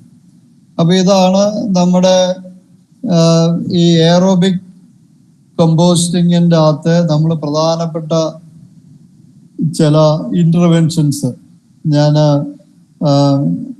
ഇന്ന് പ്രധാനമായിട്ടും നിങ്ങളുമായിട്ട് പങ്കുവെക്കാൻ ആഗ്രഹിച്ച ഒരു ടോപ്പിക് ഇതാണ്. അതായത് നമ്മൾ കമ്പോസ്റ്റിംഗ് എന്ന് പറയുന്ന ഒരു ആശയം നമ്മൾ പ്രാക്ടിക്കലി നമ്മൾ ഇംപ്ലിമെന്റ് ചെയ്യാൻ ശ്രമിക്കുമ്പോൾ നമ്മൾ ഇതിന്റെ ഏറ്റവും എഫിഷ്യന്റ് ആയിട്ടുള്ള ഒരു കമ്പോസ്റ്റിംഗ് പ്രോസസ്സിന് വേണ്ട ചില പ്രിക്കോഷൻ അല്ലെങ്കിൽ ചില ഇടപെടലാണ് ഞാൻ ഇപ്പൊ നിങ്ങളുമായിട്ട് പങ്കുവെച്ചത്.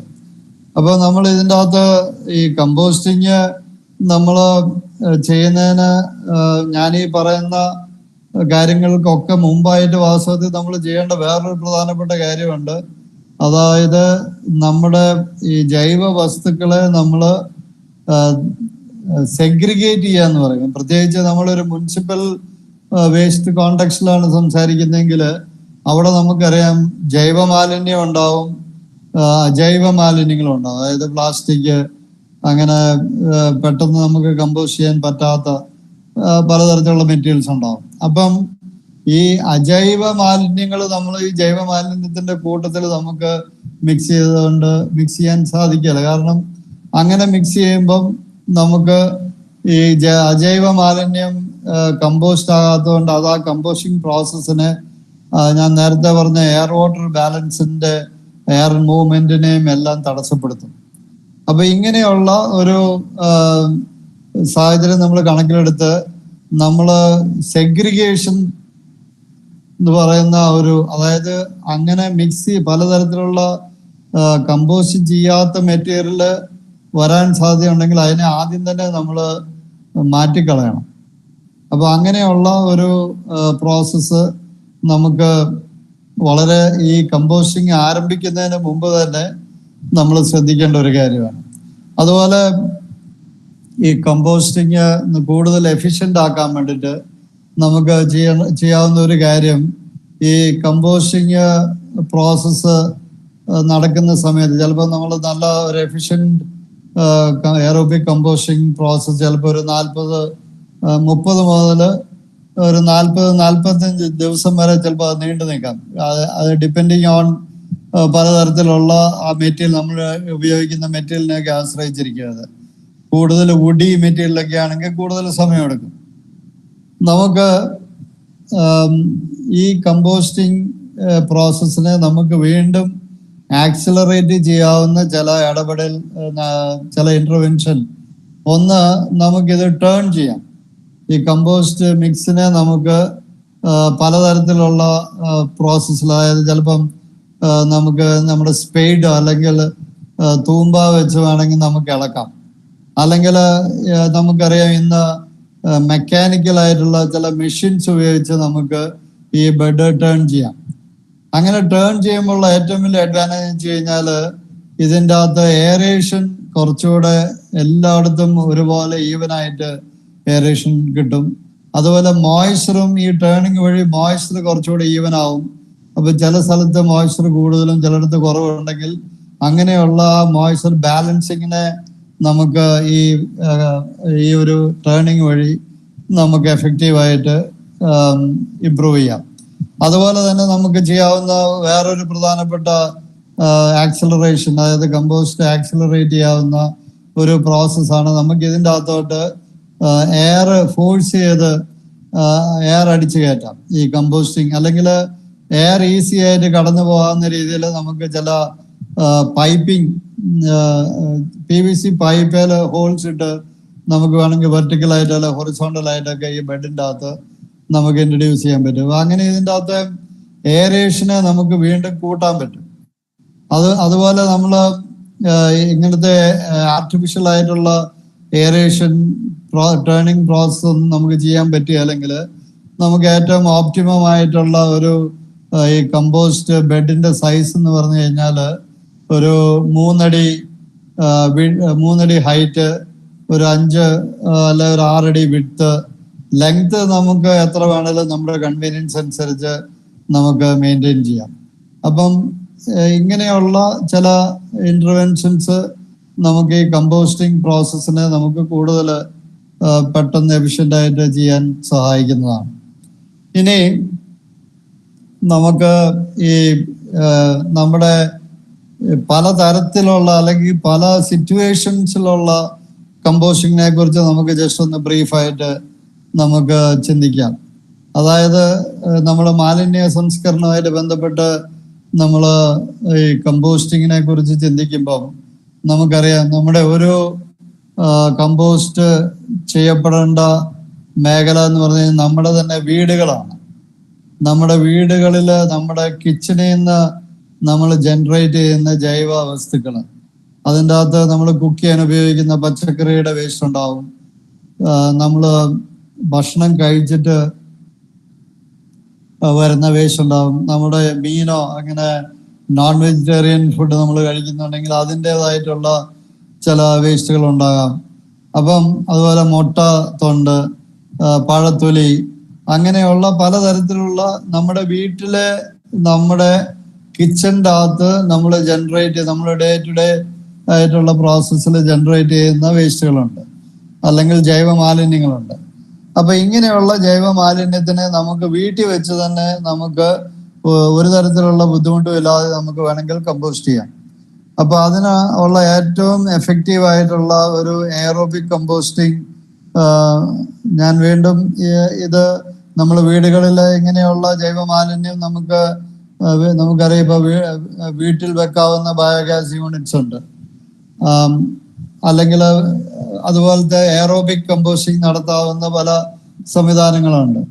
അപ്പൊ അതിൻ്റെ അകത്ത് വളരെ എളുപ്പത്തിൽ എഫിഷ്യൻ്റ് ആയിട്ട് വീട്ടിലെ മാലിന്യം കമ്പോസ്റ്റ് ചെയ്യാൻ പറ്റിയ ഒരു പ്രോഡക്റ്റാണ് ഒരു 3 ബിൻ ഒന്നിന്റെ മുകളിൽ ഒന്നായിട്ട് വെച്ച് കമ്പോസ്റ്റ് ചെയ്യുന്ന കിച്ചൺ ബയോ കമ്പോസ്റ്റർ ബിൻ എന്നൊക്കെ പറയുന്ന ഒരു പ്രോഡക്റ്റ്. അപ്പൊ അതിന്റെ പ്രത്യേകത എന്താന്ന് ചോദിച്ചു കഴിഞ്ഞാൽ അത് 3 സെപ്പറേറ്റ് ബിൻസ് ഒന്നിന്റെ മുകളിൽ ഒന്നായിട്ട് വെക്കുന്ന ഒരു സംവിധാനമാണ്. അപ്പൊ ഇതിൻ്റെ അകത്ത് ഈ ഒരു പ്രോഡക്റ്റിന്റെ പ്രത്യേകത അതിന്റെ മുകളിൽ ഒരു വെന്റിലേഷൻ, എയർ, ഞാൻ നേരത്തെ പറഞ്ഞ ചൂട്, ഈ വായു അല്ലെ ആവി മുകളിലേക്ക് പോകാൻ ഒരു വെന്റിലേഷൻ ഏറ്റവും മുകളിലുണ്ട്. അതുപോലെ അതിന്റെ സൈഡ്സിൽ മുഴുവൻ ഹോൾസ് ഉണ്ട്. അപ്പൊ ഇതിൻ്റെ അകത്ത് നമ്മൾ ഈ വേസ്റ്റ് നിക്ഷേപിക്കുന്നത് നമ്മുടെ വീടുകളിൽ ഉൽപ്പാദിപ്പിക്കുന്ന ജൈവ മാലിന്യം ഒരു ചകിരിച്ചോറ് ബേസ്ഡ് ആയിട്ടുള്ള ഒരു കമ്പോസ്റ്റിംഗ് മീഡിയ ആയിട്ട് ലെയർ ചെയ്യും. ആദ്യം ഈ കമ്പോസ്റ്റിംഗ് മീഡിയ അതിൻ്റെ അകത്ത് മൈക്രോബ്സ് എല്ലാം ഉള്ള ഒരു composting carpet based composting media ആണ്. അത് നമ്മൾ ഈ ബിന്നിന്റെ അടിയിൽ നമ്മളൊരു ലെയർ ഒരു 1 ഇഞ്ച് തിക്കിൽ നമ്മൾ ഇതിടും. അതിൻ്റെ മുകളിൽ നമ്മൾ ഓരോ ദിവസവും നമ്മൾ ജനറേറ്റ് ചെയ്യുന്ന ഫുഡ് വേസ്റ്റ് നമ്മൾ ഇതിന്റെ മുകളിൽ നമ്മൾ ലെയർ ചെയ്യും. അതിന്റെ മുകളിൽ ഇമ്മീഡിയറ്റ് ആയിട്ട് തന്നെ ഒരു ലെയർ ഫുഡ് വേസ്റ്റ് നമ്മൾ ഇട്ടാൽ അതിന്റെ മുകളിൽ അപ്പം തന്നെ ഈ കാർപ്പറ്റ് ബേസ്ഡ് കമ്പോസ്റ്റിംഗ് മീഡിയ നമ്മളൊരു ലെയർ സ്പ്രെഡ് ചെയ്ത് അത് കംപ്ലീറ്റ്ലി കവർ ചെയ്യും. അങ്ങനെ അടുത്ത ദിവസം വീണ്ടും നമ്മൾ ഫുഡ് വേസ്റ്റ് ഇടുന്നു, ഈ കമ്പോസ്റ്റിംഗ് മീഡിയ നമ്മൾ സ്പ്രെഡ് ചെയ്യുന്നു. അങ്ങനെ ഒരു ബിൻ നിറഞ്ഞു കഴിയുമ്പോൾ ആ ബിൻ എടുത്ത് നമ്മൾ നടുക്ക് വെച്ചിട്ട് നടുക്കത്തെ ബിൻ മുകളിൽ വെക്കും. അപ്പൊ രണ്ടാമത്തെ ബിൻ നിറഞ്ഞു കഴിയുമ്പോഴത്തേനും ആദ്യത്തെ ബിന്ന് ഏറ്റവും താഴെ വരുന്ന രീതിയിൽ നമ്മളത് അറേഞ്ച് ചെയ്യാം. അതിന്റെ മൂന്നാമത്തെ ബിൻ മുകളിൽ കൊണ്ടുവരിക. അങ്ങനെ നമ്മൾ ഈ 3 ബിന്നും നിറഞ്ഞു കഴിയുമ്പോഴത്തേനും നമുക്ക് ആദ്യത്തെ ബിന്നിന്റെ അകത്തുള്ള നമ്മുടെ ഈ മിക്സ്, അതായത് ജൈവ വസ്തുക്കളും ഈ കമ്പോസ്റ്റിംഗ് മീഡിയയും കൂടിയ ആ സാധനം ഒരു നല്ല കമ്പോസ്റ്റ് ആയിട്ട് മാറിയിരിക്കും. അപ്പൊ നമുക്ക് ഇതിൻ്റെ അകത്ത് ഈ ഒരു കമ്പോസ്റ്റിംഗ് പ്രോസസ്സിന്റെ അകത്തുള്ള ഏറ്റവും വലിയൊരു അഡ്വാൻറ്റേജ് എന്ന് പറഞ്ഞാൽ ഇതിൻ്റെ അകത്ത് ഒരു തരത്തിലുള്ള ദുർഗന്ധം ഉണ്ടാകാതെ നമുക്ക് കമ്പോസ്റ്റ് ചെയ്യാം. ഇത് നമ്മൾ കൃത്യമായിട്ട് ചെയ്ത് കഴിഞ്ഞാൽ ഇതിൻ്റെ അകത്ത് നിന്ന് ഒരു തുള്ളി വെള്ളം മലിനജലം പുറത്തേക്ക് വരികയില്ല. മൂന്നാമത് ഇതിൻ്റെ അകത്ത് നമുക്ക് പ്രധാനമായിട്ടും ഈ ഇങ്ങനെയുള്ള കമ്പോസ്റ്റിംഗ് ചെയ്യുമ്പോൾ നമുക്ക് അരോചകമായിട്ടുള്ള ഒരു പുഴു, അതായത് ബ്ലാക്ക് സോൾജിയർ ഈച്ചയുടെ ഒരു പുഴുവാണത്. ആ ഈച്ച മുട്ടയിട്ട് കണ്ടമാനം പുഴു ഉണ്ടാവും. അപ്പൊ നമുക്ക് പുഴുവില്ലാതെ കമ്പോസ്റ്റ് ചെയ്യാവുന്ന ഒരു സൊല്യൂഷൻ നമ്മൾ ഡെവലപ്പ് ചെയ്തിട്ടുണ്ട്. അപ്പൊ അങ്ങനെ ഈ പുഴുവില്ലാതെ, മണമില്ലാതെ, മലിനജലമില്ലാതെ മീഥേൻ ഇല്ലാതെ, അതായത് നമ്മൾ ജൈവമാലിന്യം കമ്പോസ്റ്റ് ചെയ്യുമ്പം നമ്മൾ ഏറ്റവും കൂടുതൽ ശ്രദ്ധിക്കേണ്ട ഒരു പ്രധാനപ്പെട്ട വിഷയം, ആ കമ്പോസ്റ്റിംഗ് പ്രോസസ്സ് വളരെ എഫിഷ്യൻ്റ് ആയിട്ട് നമ്മൾ അവിടെ കൊണ്ട് മെയിൻറ്റെയിൻ ചെയ്താൽ മാത്രമേ നമുക്ക് മീഥേൻ ഇല്ലാതെ കമ്പോസ്റ്റ് ചെയ്യാൻ പറ്റുള്ളൂ. അപ്പൊ ഇങ്ങനെയുള്ള ഒരു കമ്പോസ്റ്റിംഗ് പ്രോസസ്സ് വഴി നമുക്ക് വീട്ടിൽ ഉൽപ്പാദിപ്പിക്കുന്ന ജൈവ മാലിന്യം വീട്ടിൽ വെച്ച് തന്നെ നമുക്കൊരു സൂപ്പർ കമ്പോസ്റ്റ് ആക്കി മാറ്റി ആ കമ്പോസ്റ്റ് ഉപയോഗിച്ച് നമുക്ക് വീടുകളിൽ നമുക്ക് പച്ചക്കറിയോ അല്ലെങ്കിൽ അങ്ങനെ നമുക്ക് ആവശ്യമുള്ള എന്തും നടാനുള്ള ഒരു വലിയ സാധ്യതയാണ് ഇത് തരുന്നത് നമുക്ക്. അപ്പൊ ഇങ്ങനെയുള്ള ഈ ഒരു കമ്പോസ്റ്റിംഗ് പ്രോസസ്സ് വഴി നമുക്ക് വീടുകളിൽ ജനറേറ്റ് ചെയ്യുന്ന ജൈവ മാലിന്യം നമുക്ക് കമ്പോസ്റ്റ് ചെയ്യാം. അപ്പൊ അങ്ങനെ ഈ ജൈവ മാലിന്യം നമ്മൾ കമ്പോസ്റ്റ് ആക്കി മാറ്റുന്ന ഒരു സാഹചര്യത്തില് നമ്മുടെ വീട്ടില് ജനറേറ്റ് ചെയ്യുന്ന പ്ലാസ്റ്റിക് അതുപോലെയുള്ള മറ്റ് വസ്തുക്കൾ നമുക്ക് സേഫായിട്ട് ക്ലീൻ ആയിട്ട് നമ്മൾ സ്റ്റോർ ചെയ്ത് അത് നമുക്ക് ഹരിതകർമ്മസേനയോ അങ്ങനെ ഏതെങ്കിലും ഒരു ഏജൻസി പീരിയോഡിക്കലായിട്ട് വന്ന് നമ്മുടെ നിന്ന് കളക്ട് ചെയ്ത് പോയി റീസൈക്കിൾ ചെയ്യുന്ന ഒരു സാഹചര്യം നമുക്ക് വളരെ എഫക്റ്റീവായിട്ട് നമുക്ക് വീടുകളിൽ ചെയ്യാൻ പറ്റും. ഇനി നമുക്ക് ഈ വീട്ടിൽ ചെയ്യുന്ന പോലത്തെ ഇനി അങ്ങനെയുള്ളൊരു സാഹചര്യം നമുക്കില്ലെങ്കിൽ ഇപ്പൊ നമുക്ക് ഈ വീട്ടിൽ നിന്ന് കളക്ട് ചെയ്യുന്ന ജൈവ മാലിന്യം അത് വീണ്ടും ഞാൻ നേരത്തെ പറഞ്ഞ പോലെ സെഗ്രിഗേഷൻ നടത്തി, അതായത് പ്ലാസ്റ്റിക്കോ അങ്ങനത്തെ ജൈവ വസ്തുക്കളുടെ ഒന്നും മിക്സിംഗ് ഇല്ലാതെ ജൈവമാലിന്യം തന്നെ നമുക്ക് സെഗ്രിഗേറ്റ് ചെയ്ത് നമുക്ക് എവിടെയെങ്കിലും ഒരു സെൻട്രലൈസ്ഡ് ആയിട്ടുള്ള ഒരു സ്ഥലത്ത് എത്തിച്ച് അവിടെ വീണ്ടും നമുക്ക് വേണമെങ്കിൽ എയറോബിക് കമ്പോസ്റ്റിംഗ് പ്രോസസ്സ് വഴി നമുക്ക് ഇതിനെ കമ്പോസ്റ്റ് ആക്കി വളമാക്കി മാറ്റാൻ പറ്റും.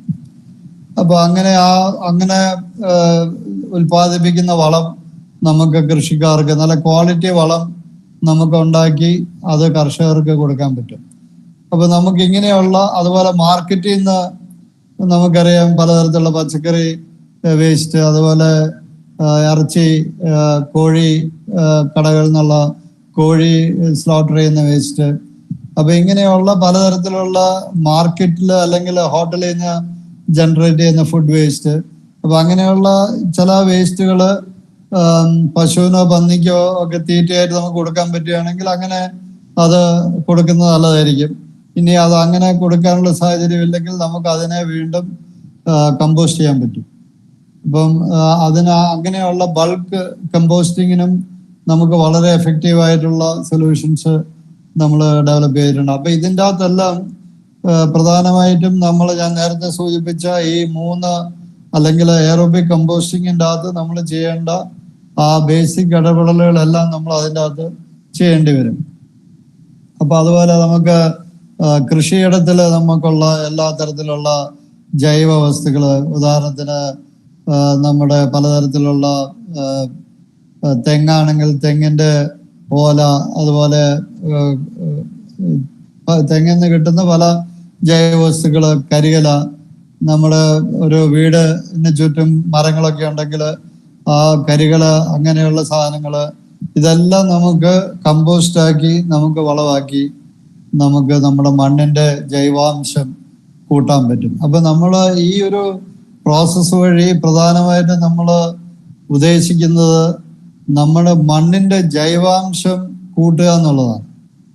അപ്പൊ അങ്ങനെ നമ്മൾ മണ്ണിന്റെ ജൈവാംശം കൂട്ടുന്ന ഒരു പ്രോസസ്സിൽ നമുക്കറിയാം ഈ കാർബൺ അറ്റ്മോസ്ഫിയറിലേക്ക് തിരിച്ചു പോകുന്നത് നമുക്ക് അതിന്റെ സ്പീഡ് കുറയ്ക്കാൻ പറ്റും. ഉദാഹരണത്തിന് ജൈവവസ്തു കത്തിച്ചാൽ എന്താ സംഭവിക്കുന്നത് നമുക്കറിയാം. കത്തുമ്പം ആ പെട്ടെന്ന് കാർബൺ ഡൈ ഓക്സൈഡായി നമുക്ക് കുറച്ച് ചൂടും ലൈറ്റും എല്ലാം കൂടെ ആ എനർജി പെട്ടെന്ന് നമുക്ക് ഉപയോഗിക്കാൻ പറ്റാത്ത രീതിയിൽ വേസ്റ്റായി പോകുന്നു. ഈ കാർബൺ ഡൈ ഓക്സൈഡ് ആയിട്ട് മാറുന്നു. അപ്പൊ അതിന് പകരം നമുക്ക് ഈ വളരെ മൂല്യമുള്ള ഈ ജൈവ വസ്തുക്കളെ നമുക്ക് നമ്മുടെ മണ്ണിലെ ജീവനെ സംരക്ഷിക്കാൻ വേണ്ടിയിട്ട് നമുക്ക് കൊണ്ടുപോയി ചേർക്കാൻ പറ്റും.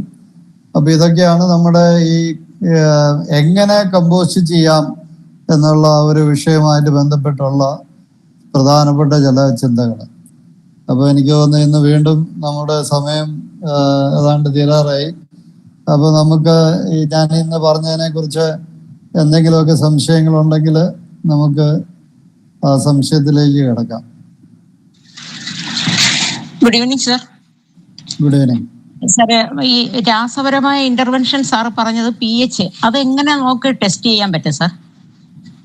pH നമുക്ക് വളരെ ഈ ഒരു ലിറ്റ്മസ് പേപ്പർ എന്ന് പറഞ്ഞ വളരെ സിമ്പിൾ ആയിട്ട് ചെയ്യാവുന്ന ഒരു, അപ്പൊ നമ്മള് കമ്പോസ്റ്റ് ചെയ്യാൻ ഉദ്ദേശിക്കുന്ന ആ അതിൻ്റെ അകത്ത് കുറച്ച് മിക്സ് എടുത്തിട്ട് വേണം നമുക്ക് ഈ പേപ്പർ അതിൻ്റെ അകത്ത് ടച്ച് ചെയ്ത് നോക്കാം. എന്നിട്ട് അത് വെച്ച് നമുക്ക് അതിന്റെ pH വേണം കണ്ടുപിടിക്കാം. അല്ലെങ്കിൽ pH മീറ്റർ ഉണ്ട്, അല്ലെങ്കിൽ pen type pH checking equipments ഉണ്ട് ഇപ്പം. അതെല്ലാം വെച്ച് നമുക്ക് pH നോക്കാം. അതുപോലെ ഈ കാർബൺ നൈട്രജൻ റേഷ്യോ ഇത് എല്ലാം റെഡി ആയതിനു ശേഷമാണോ സാർ നമ്മൾ നോക്കേണ്ടത്? സാധാരണഗതിയിൽ നമ്മുടെ കമ്പോസ്റ്റ് അനലൈസ് ചെയ്യുമ്പോഴാണ് നമുക്ക് ഈ CN റേഷ്യോയെ കുറിച്ച് സാധാരണഗതിയിൽ നമുക്ക് ഒരു ഡേറ്റ കിട്ടുന്നത്. പക്ഷേ നമ്മൾ മിക്സ് ചെയ്യുന്ന മെറ്റീരിയൽസിന്റെ ആ സ്വഭാവം അല്ലെങ്കിൽ അതിന്റെ ആ ഒരു റഫ് എസ്റ്റിമേഷൻ, ഇപ്പൊ നമുക്കറിയാം നമ്മൾ മിക്സ് ചെയ്യുന്ന മെറ്റീരിയലിന്റെ അകത്ത് ഓരോന്നിന്റെ അകത്തും അപ്രോക്സിമേറ്റ്ലി എന്തുമാത്രം കാർബണും നൈട്രജനും ഉണ്ടാവുന്നുള്ള ഒരു ഏകദേശ കണക്ക് നമുക്കറിയാം. അപ്പൊ അത് വെച്ച് നമുക്ക് ഈ കമ്പോസ്റ്റിങ്ങിന് മുമ്പ് തന്നെ നമ്മൾ സാധാരണ ചെയ്യുന്നത് നമുക്ക് അവൈലബിൾ ആയിട്ടുള്ള നമ്മളതിന് വേസ്റ്റ് ഓഡിറ്റ് എന്ന് പറയുന്ന ഒരു പ്രോസസ്സ് പലപ്പോഴും നടത്താറുണ്ട്. നമുക്കൊരു നമ്മുടെ തോട്ടത്തിലോ അല്ലെങ്കിൽ നമ്മൾ എവിടെയെങ്കിലും ഒരു കമ്പോസ്റ്റിംഗ് ഞാൻ പറഞ്ഞ ഒരു വളരെ കൊമേഴ്ഷ്യൽ ആയിട്ടുള്ള ഒരു കമ്പോസ്റ്റിംഗ് ആക്ടിവിറ്റി ചെയ്യുന്നതിന് മുമ്പായിട്ട് നമ്മളൊരു വേസ്റ്റ് ഓഡിറ്റ് നടത്തും.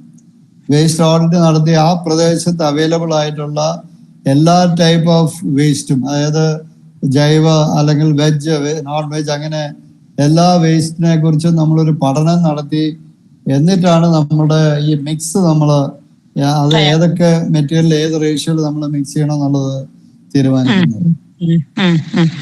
അതുപോലെ സാർ പറഞ്ഞായിരുന്നല്ലോ സാർ, ഈ എയർ വാട്ടർ ബാലൻസ് ചെക്ക് ചെയ്യാനായിട്ട് അതിന്റെ മിഡിൽ നിന്ന് ഒരു പിടി എടുത്തേച്ച് പിഴിഞ്ഞു നോക്കുമ്പോൾ ഓക്കെ സാർ, അപ്പോൾ ഒരു 5-6 തുള്ളി വെള്ളം വരുന്നില്ല എന്നുണ്ടെങ്കിൽ എന്ത് ചെയ്യണം? അല്ലെങ്കിൽ കൂടുതൽ വെള്ളമായി പോയാൽ നമ്മൾ എങ്ങനെ അതിനെ കൺട്രോൾ ചെയ്യും സാർ? വെള്ളം കൂടുതലാകുകയാണെങ്കിൽ നമ്മൾ ചെയ്യേണ്ടതെന്ന് വെച്ച് കഴിഞ്ഞാൽ ആ ഹീപ്പിനെ ഒന്ന് ഓപ്പൺ ചെയ്ത് കഴിഞ്ഞാൽ, അല്ലെങ്കിൽ നമുക്ക് അതിൻ്റെ അകത്തോട്ട് കുറച്ച് കരികലയോ അല്ല ബ്രൗൺ മെറ്റീരിയൽ എന്ന് പറയും, കരികല നമുക്ക് വേണേൽ വീണ്ടും ഇൻട്രൊഡ്യൂസ് ചെയ്യാം. അതുപോലെ ഈർപ്പം കുറവാണെങ്കിൽ നമ്മൾ ചെയ്യുന്ന ഇതിനെ ടേൺ ചെയ്യുമ്പം നമ്മൾ വെള്ളം തളിച്ചു കൊടുക്കും. ലിച്ചേറ്റ് ഉണ്ടെങ്കിൽ ലിച്ചേറ്റ് ഉപയോഗിക്കാം. അല്ലെങ്കിൽ നമുക്ക് ഈ നൈട്രജന്റെ ഒരു കുറവിടെ ബാലൻസ് ചെയ്യാൻ വേണ്ടിട്ട് നമ്മൾ പലപ്പോഴും പ്രത്യേകിച്ച് ഈ നമ്മുടെ തോട്ടങ്ങളിലൊക്കെ ജൈവവസ്തുക്കൾ കമ്പോസ്റ്റ് ചെയ്യാൻ നേരത്ത് നമ്മൾ കൗ യൂറിൻ നമ്മൾ ഇതിൻ്റെ അകത്ത് മിക്സ് ചെയ്യാറുണ്ട് ഈ മോയ്സ്ചർ മെയിൻറ്റെയിൻ ചെയ്യാൻ. അതപ്പോ ഈ മൈക്രോബ്സ് നെഗറ്റീവായിട്ട് ബാധിക്കുമോ സാർ? ഇല്ല യൂസ് ചെയ്യുന്നത് ഇല്ല, അത് നമ്മള് അല്പം ഡയലൂട്ട് ചെയ്തിട്ട് നമ്മൾ ഒഴിച്ചു കൊടുക്കും. അതിൻ്റെ അകത്ത് യാതൊരു പ്രശ്നമില്ല. Okay sir. ഓക്കെ, നമസ്കാരം സാറേ. നമസ്കാരം സാർ. ഞാനിത് സംശയം ചോദിക്കാം സാർ. നമുക്ക് കോട്ടൺ അല്ലാത്ത തുണികളുണ്ടല്ലേ വീട്ടിൽ വേസ്റ്റ്, അതെങ്ങനെ നമുക്കൊന്ന് ഇത് നിർമ്മാണം ചെയ്യാം സാറേ? കത്തിക്കാതെ അതായത് കഴിഞ്ഞ പ്രാവശ്യം എനിക്ക് തന്നെ ഈ ഒരു സംശയം എന്നോട് ചോദിച്ചെന്ന് തോന്നുന്നു. അതായത്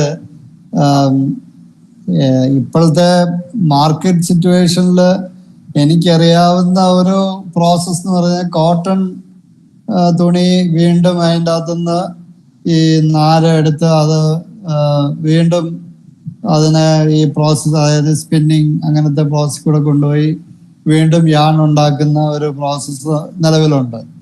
അതുപോലത്തെ ആ സെയിം പ്രോസസ്സിൽ കൂടെ ഈ സിന്തറ്റിക് ആയിട്ടുള്ള ഫാബ്രിക്കും കൺവേർട്ട് ചെയ്യാൻ പറ്റുമോ എന്നുള്ളത് ഞാനന്ന് അതിനെക്കുറിച്ച് പഠിച്ചുകൊണ്ടിരിക്കുക. അന്ന് ആരോ എന്നോട് ആ ചോദ്യം ചോദിച്ചത്. പക്ഷെ എനിക്ക് കൃത്യമായിട്ട് അതിനെ കുറിച്ചുള്ള ഒരു ഇൻഫർമേഷൻ ഇതുവരെ കിട്ടിയില്ല. അതൊരു നല്ല അറിവായിരുന്നു. കാര്യം മറ്റേതൊക്കെ നമുക്ക് ഏകദേശം മനസ്സിലായി. ഇപ്പൊ ഇതാണ് ഇപ്പം പഴയ കുട്ടികളൊക്കെ ഇങ്ങനെ വെച്ചിരിക്കുമായിരിക്കുമല്ലോ, കളയാറ് കൊടുക്കാതെ. സാറേ എന്റെ ഒരു ഡൗട്ട് സാർ, കമ്പോസ്റ്റ് ഉണ്ടാക്കുമ്പോ കമ്പോസ്റ്റിന്റെ ലെങ്ത്തും വിഡ്ത്തും ഒക്കെ പറഞ്ഞല്ലോ, അതൊന്നുകൂടി ഒന്ന് പറയോ? അതായത് നമ്മളൊരു ബെഡായിട്ട് നമ്മുടെ ഈ കമ്പോസ്റ്റ് ഒരു അതായത് കൂടുതൽ ക്വാണ്ടിറ്റി മെറ്റീരിയൽ നമ്മൾ കമ്പോസ്റ്റ് ചെയ്യാൻ ഉള്ള ഒരു പ്രോസസ്സിൽ ഇതിനെ ഒരു ബെഡായിട്ട് നമ്മൾ ഫോം ചെയ്യുമ്പം അത് ഒരിക്കലും നമ്മൾ കുഴിയെടുത്ത് കുഴിക്കകത്ത് ഇടാൻ പാടില്ല. കാരണം അങ്ങനെ ഇട്ട് കഴിഞ്ഞാൽ ആ എയറേഷൻ ശരിയാകുകയില്ല. നമ്മൾ മണ്ണിന്റെ മുകളില് അല്പം നിഴലുള്ളിടത്താണ് നമ്മൾ കമ്പോസ്റ്റ് ചെയ്യാൻ അനുയോജ്യമായിട്ടുള്ള സ്ഥലം. അപ്പൊ അത് മാത്രമല്ല, വേറൊരു പ്രധാനപ്പെട്ട കാര്യം, നമ്മൾ അങ്ങനെ കമ്പോസ്റ്റ് നമ്മുടെ ഫാമിൽ കമ്പോസ്റ്റ് ചെയ്യുന്നുണ്ടെങ്കിൽ ഒരല്പം റേസ്ഡ് ആയിട്ടുള്ള ഒരു സ്ഥലത്തെ കമ്പോസ്റ്റ് ചെയ്യാവുള്ളൂ. കാരണം മഴ പെയ്ത് വെള്ളം ഇതിൻ്റെ അകത്തോട്ട് ഒഴുകി വരാൻ പാടില്ല ഒരു കാരണവശാലും. അപ്പൊ അങ്ങനെ നമ്മൾ കമ്പോസ്റ്റ് ചെയ്യുന്ന ഒരു സാഹചര്യത്തില് നമുക്ക് ഇതിന്റെ ഹൈറ്റ് എന്ന് പറഞ്ഞു കഴിഞ്ഞാൽ ഒരു ഓപ്റ്റിമം ഹൈറ്റ് എന്ന് പറഞ്ഞ ഒരു 3 അടി ഹൈറ്റ് വരെ നമുക്ക് ഈ ബെഡ് ഫോം ചെയ്യാം. അതുപോലെ ഇതിന്റെ വീതി എന്ന് പറഞ്ഞു കഴിഞ്ഞാൽ ഒരു 5 അടി, മുകളിൽ ഒരു 4 അടിയും താഴെ ഒരു 6 അടിയും അങ്ങനത്തെ ഒരു ഡയമെൻഷനിൽ ഇതിന്റെ വിഡ്ത്ത് നമുക്ക് ക്രമീകരിക്കാം. ലെങ്ത് 6 to 4 6 അടി താഴെ 4 അടി മുകളിലും കൂനായിട്ട് പോകുന്ന രീതിയിൽ ലെങ്ത് പിന്നെ പ്രശ്നമില്ലല്ലോ, എത്ര ആയാലും കുഴപ്പമില്ലല്ലോ, ലെങ്ത് പ്രശ്നമല്ല. ഇത് ഡൈവേർട്ട് ചെയ്തിടാറില്ല സാറേ? എന്താ പറഞ്ഞേ? ഇത് നമ്മളിങ്ങനെ ഇട്ട് വെച്ചിട്ട് ചുമ്മാ ഇട്ട് വെച്ചാൽ മതിയോ? പിന്നെ അടുത്ത പ്രോസസ് എങ്ങനെ? അതാ ഞാൻ പറഞ്ഞ പോലെ നമ്മൾ ഇതിനെ ഇപ്പം വേനൽക്കാലത്തൊക്കെ ആണെങ്കിൽ ഓൾമോസ്റ്റ് ഡെയിലി എന്ന് പറഞ്ഞ പോലെ നമ്മൾ മുകളിൽ വെള്ളം തളിച്ചു കൊടുക്കണം. അല്ലെങ്കിൽ എന്താ സംഭവിക്കുന്നത്, ഈ വേനൽക്കാലത്ത് അല്ലെങ്കിലും നമ്മള് മഴക്കാലത്ത് നമുക്ക് വേറൊരു പ്രധാനപ്പെട്ട കാര്യം, കേരളത്തില് കൂടുതൽ മഴ പെയ്യുന്ന സാഹചര്യത്തിൽ ഒരു കാരണവശാലും നമ്മളിത് നേരിട്ട് മഴ പെയ്യുന്ന ഒരു സിറ്റുവേഷനിൽ ബെഡ് ഇടാൻ പാടില്ല. അങ്ങനെയാണെങ്കിൽ നമ്മൾ മഴ നനയാത്ത എന്തെങ്കിലും ഒരു സംവിധാനം ഉണ്ടാക്കി വെച്ചിട്ട് ചെയ്യണം. അല്ലെങ്കിൽ മഴക്കാലത്ത് ചെയ്യരുത്, മഴയെല്ലാം കഴിഞ്ഞിട്ട് വേനൽക്കാലത്ത് നമ്മളിത് കമ്പോസ്റ്റിംഗ് പ്രോസസ്സിലേക്ക് പോകണം. അപ്പം ഈ കമ്പോസ്റ്റിംഗ് നമ്മൾ എന്താ ചർച്ച ചെയ്ത് ചോദിച്ച ചോദ്യം എന്തായിരുന്നു? കമ്പോസ്റ്റ് നമ്മള് ചുമ്മാ ഇട്ടാ മതിയോ എന്നുള്ളതാണ്. അതാ ഞാൻ പറഞ്ഞു. അപ്പൊ നമ്മൾ ഈ കൃത്യമായിട്ട് മോണിറ്റർ ചെയ്ത് അതിൻ്റെ അകത്തുള്ള ഈർപ്പം നമ്മൾ മോണിറ്റർ ചെയ്യണം. അപ്പൊ ഈർപ്പം കുറവാണെങ്കിൽ വെള്ളം തളിക്കണം. ഒരു 60%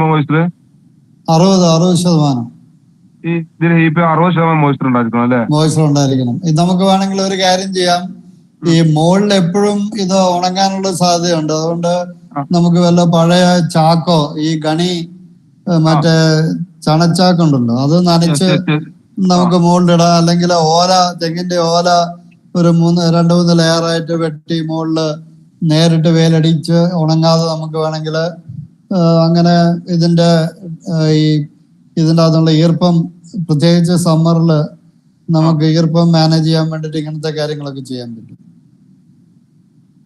അതുപോലെ നമ്മൾ കമ്പോസ്റ്റിങ് ചെയ്യുമ്പം ഈ പ്രത്യേകിച്ച് കൂടുതൽ തെങ്ങൊക്കെ ഉള്ള ഒരു സ്ഥലത്താണ് കമ്പോസ്റ്റ് ചെയ്യുന്നതെങ്കിൽ നമ്മൾ വീണ്ടും ശ്രദ്ധിക്കേണ്ട ഒരു പ്രധാനപ്പെട്ട വിഷയം, ഈ കണ്ടാമൃഗ വണ്ട് ഇതിൻ്റെ അകത്ത് മുട്ടയിട്ട് ആ വണ്ട് പെരുകാൻ സാധ്യതയുണ്ട്.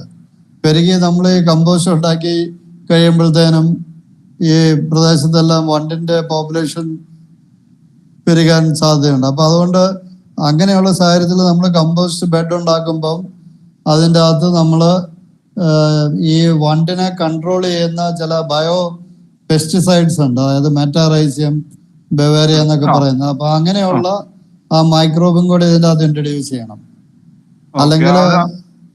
അല്ലെങ്കിൽ ഈ ബെഡ് അകത്ത് ഈ കണ്ടാമൃഗ വണ്ട് പെരുകാൻ സാധ്യതയുണ്ട്. അതുപോലെ വേറൊരു പ്രധാനപ്പെട്ട പ്രിക്കോഷൻ, നമ്മൾ ഒരു തെങ്ങിൻ തോട്ടത്തിൻ്റെ അകത്തൊക്കെ കമ്പോസ്റ്റ് ചെയ്യുകയാണെങ്കിൽ ആ കമ്പോസ്റ്റ് ബെഡ് നമ്മളൊരു 30-35 ദിവസം കൊണ്ട് അവിടുന്ന് എടുക്കാവുന്ന രീതിയിൽ നമ്മൾ പ്ലാൻ ചെയ്യണം. അല്ലെങ്കിൽ ഈ ബെഡ് കൂടുതൽ കാലം അവിടെ കിടന്നാൽ ഈ തെങ്ങിൻ്റെ വേരെല്ലാം കൂടി ഇതിൻ്റെ അകത്തോട്ട് ഗ്രോ ചെയ്ത് കയറി വരും. പിന്നെ നമുക്ക് ഒന്നാമത് എടുക്കാൻ ബുദ്ധിമുട്ട് വരും. പിന്നെ എടുത്തു കഴിയുമ്പോഴത്തേനും തെങ്ങിൻ്റെ വേരെല്ലാം കട്ടാവും. അങ്ങനത്തെ പ്രശ്നങ്ങളുണ്ടാവും. അപ്പോൾ അതൊക്കെ നമ്മൾ ഈ നമ്മുടെ ബെഡ് ലേ ചെയ്യുന്ന സമയത്ത് നമ്മൾ ശ്രദ്ധിക്കേണ്ട വളരെ പ്രധാനപ്പെട്ട കാര്യങ്ങളാണ്. അത് സാറേ, ഒരു ബെഡ് ഇട്ട് കഴിഞ്ഞാൽ നമ്മൾ 35 ദിവസം കൊണ്ട് നമുക്ക് പ്രിപ്പയർ ആയി വരും പറഞ്ഞേ. അതായത് കൃത്യമായിട്ട് അതിൻ്റെ അകത്ത് എയർ വാട്ടർ ബാലൻസ് മെയിൻറ്റെയിൻ ചെയ്ത് പാർട്ടിക്കിൾ സൈസ് ഒക്കെ നമുക്ക് കൃത്യമായി അതിൻ്റെ ഓപ്റ്റിമം ആയിട്ട് മെയിൻറ്റെയിൻ ചെയ്ത് CN റേഷ്യോ എല്ലാ കണ്ടീഷൻസും ഐഡിയൽ ആണെങ്കിൽ നമുക്കൊരു 35-40 ദിവസം കൊണ്ടൊക്കെ കമ്പോസ്റ്റ് ചെയ്യാം. ഇനി ഞാൻ പറയുന്നത് അങ്ങനെ ഒരു പ്രോസസ്സിൽ നമുക്ക് കംപ്ലീറ്റ് മെറ്റീരിയൽ കമ്പോസ്റ്റ് ആയില്ലേലും കുഴപ്പമില്ല. നമുക്ക് ആ കമ്പോസ്റ്റ് എടുത്ത് വേണേ അരിച്ചിട്ട് അതിൻ്റെ അകത്ത് കമ്പോസ്റ്റ് ആകാത്ത മെറ്റീരിയൽ വേണമെങ്കിൽ അടുത്ത ബെഡിന്റെ കൂട്ടത്തിൽ വേണേ ഇടാം. അല്ലെങ്കിൽ നമുക്ക് ഈ കമ്പോസ്റ്റ് മണ്ണിൻ്റെ അകത്തോട്ട് നമ്മൾ മണ്ണ് പൊട്ടിച്ച് കമ്പോസ്റ്റ് മണ്ണിൻ്റെ അകത്തോട്ട് നമുക്ക് ഇൻട്രൊഡ്യൂസ് ചെയ്തിട്ട് ആ മണ്ണിന്റെ മുകളിൽ ഈ കമ്പോസ്റ്റ് ആകാത്ത വലിയ പാർട്ടിക്കിൾസ് ഒരു പൊതയായിട്ട് നമുക്ക് ഇട്ട് കൊടുക്കാം. ചിക്കൻ ഡ്രോപ്സ് ഇതിലേക്ക് മിക്സ് ചെയ്യാൻ പറ്റുമോ? ചിക്കൻ ഡ്രോപ്സ് മറ്റേ കോഴിക്കാഷ്ടം മറ്റേ ഇതിലേക്ക് അപ്പൊ ചൂടാണല്ലോ. അല്ല, അത് ഈ കമ്പോസ്റ്റിംഗ് എന്ന് പറയുന്ന പ്രോസസ്സിന്റെ അകത്ത് ചൂടുണ്ടാവും. അപ്പൊ അത് നമുക്ക് ആ ചൂട് എല്ലാം കഴിഞ്ഞിട്ട് ടെമ്പറേച്ചർ എല്ലാം ഈ കമ്പോസ്റ്റ് കംപ്ലീറ്റ് ആയോ എന്ന് നമ്മൾ ചെക്ക് ചെയ്യുന്ന 1-2 പ്രധാനപ്പെട്ട ഒരു മെത്തേഡ്സ് ഉണ്ട്. ഒന്ന്, ഇതിന്റെ ആ മണം നമുക്ക് വളരെ ഒരു ഈ അതിനൊട്ടും എന്താ പറയുന്ന ഒരു ഫൗൾ സ്മെൽ, ബാഡ് സ്മെൽ ഉണ്ടാവുകയില്ല. നന്നായിട്ട് കമ്പോസ്റ്റ് ചെയ്ത ഒരു മെറ്റീരിയലിന് ഒരിക്കലും ബാഡ് സ്മെൽ ഉണ്ടാവുകയില്ല. അതുപോലെ അതിൻ്റെ അകത്ത് കുറച്ച് വെള്ളം തിളച്ചു കഴിഞ്ഞാൽ നമുക്ക് ഈ പുതുമഴ പെയ്യുമ്പം മണ്ണിൽ നിന്ന് വരുന്ന ഒരു സ്മെല്ല് വരും. അതുപോലെ ഇതിന്റെ കളറ് ഓൾമോസ്റ്റ് ബ്രൗണിഷ് ബ്ലാക്ക് ആവും. അതുപോലെ ഇതിന്റെ ടെമ്പറേച്ചർ നമുക്ക് നോർമൽ റൂം ടെമ്പറേച്ചർ ആവും. അതാണ് ഇതിൻ്റെ അകത്തെ ഒരു വളരെ പ്രധാനപ്പെട്ട ഒരു ഒബ്സർവേഷൻ. ഈ റൂം ടെമ്പറേച്ചർ കമ്പോസ്റ്റ് ആയി റൂം ടെമ്പറേച്ചറിലേക്ക് വരും. മറ്റത് നമ്മള് ഈ ചിലപ്പം നമ്മൾ ഈ കമ്പോസ്റ്റിംഗ് നടക്കുന്ന സമയത്ത് ഇതിൻ്റെ അകത്ത് ഈർപ്പം ഇല്ലെങ്കിൽ ചിലപ്പോൾ ആ ഈർപ്പം ഇല്ലാതെ റിയാക്ഷൻ നടക്കാതെ ചിലപ്പം ടെമ്പറേച്ചർ നോർമൽ ആവും. പക്ഷെ അങ്ങനെയുള്ള സിറ്റുവേഷൻ നമ്മൾ കുറച്ച് വെള്ളം തളിച്ച് ഈർപ്പം വീണ്ടും ഈ 60% കൊണ്ടുവന്ന് കഴിഞ്ഞാൽ 2 ദിവസം കഴിയുമ്പം കമ്പോസ്റ്റിംഗ് കംപ്ലീറ്റ് ആയിട്ടില്ലെങ്കിൽ അതിൻ്റെ അകത്ത് ചൂടുണ്ടാവും.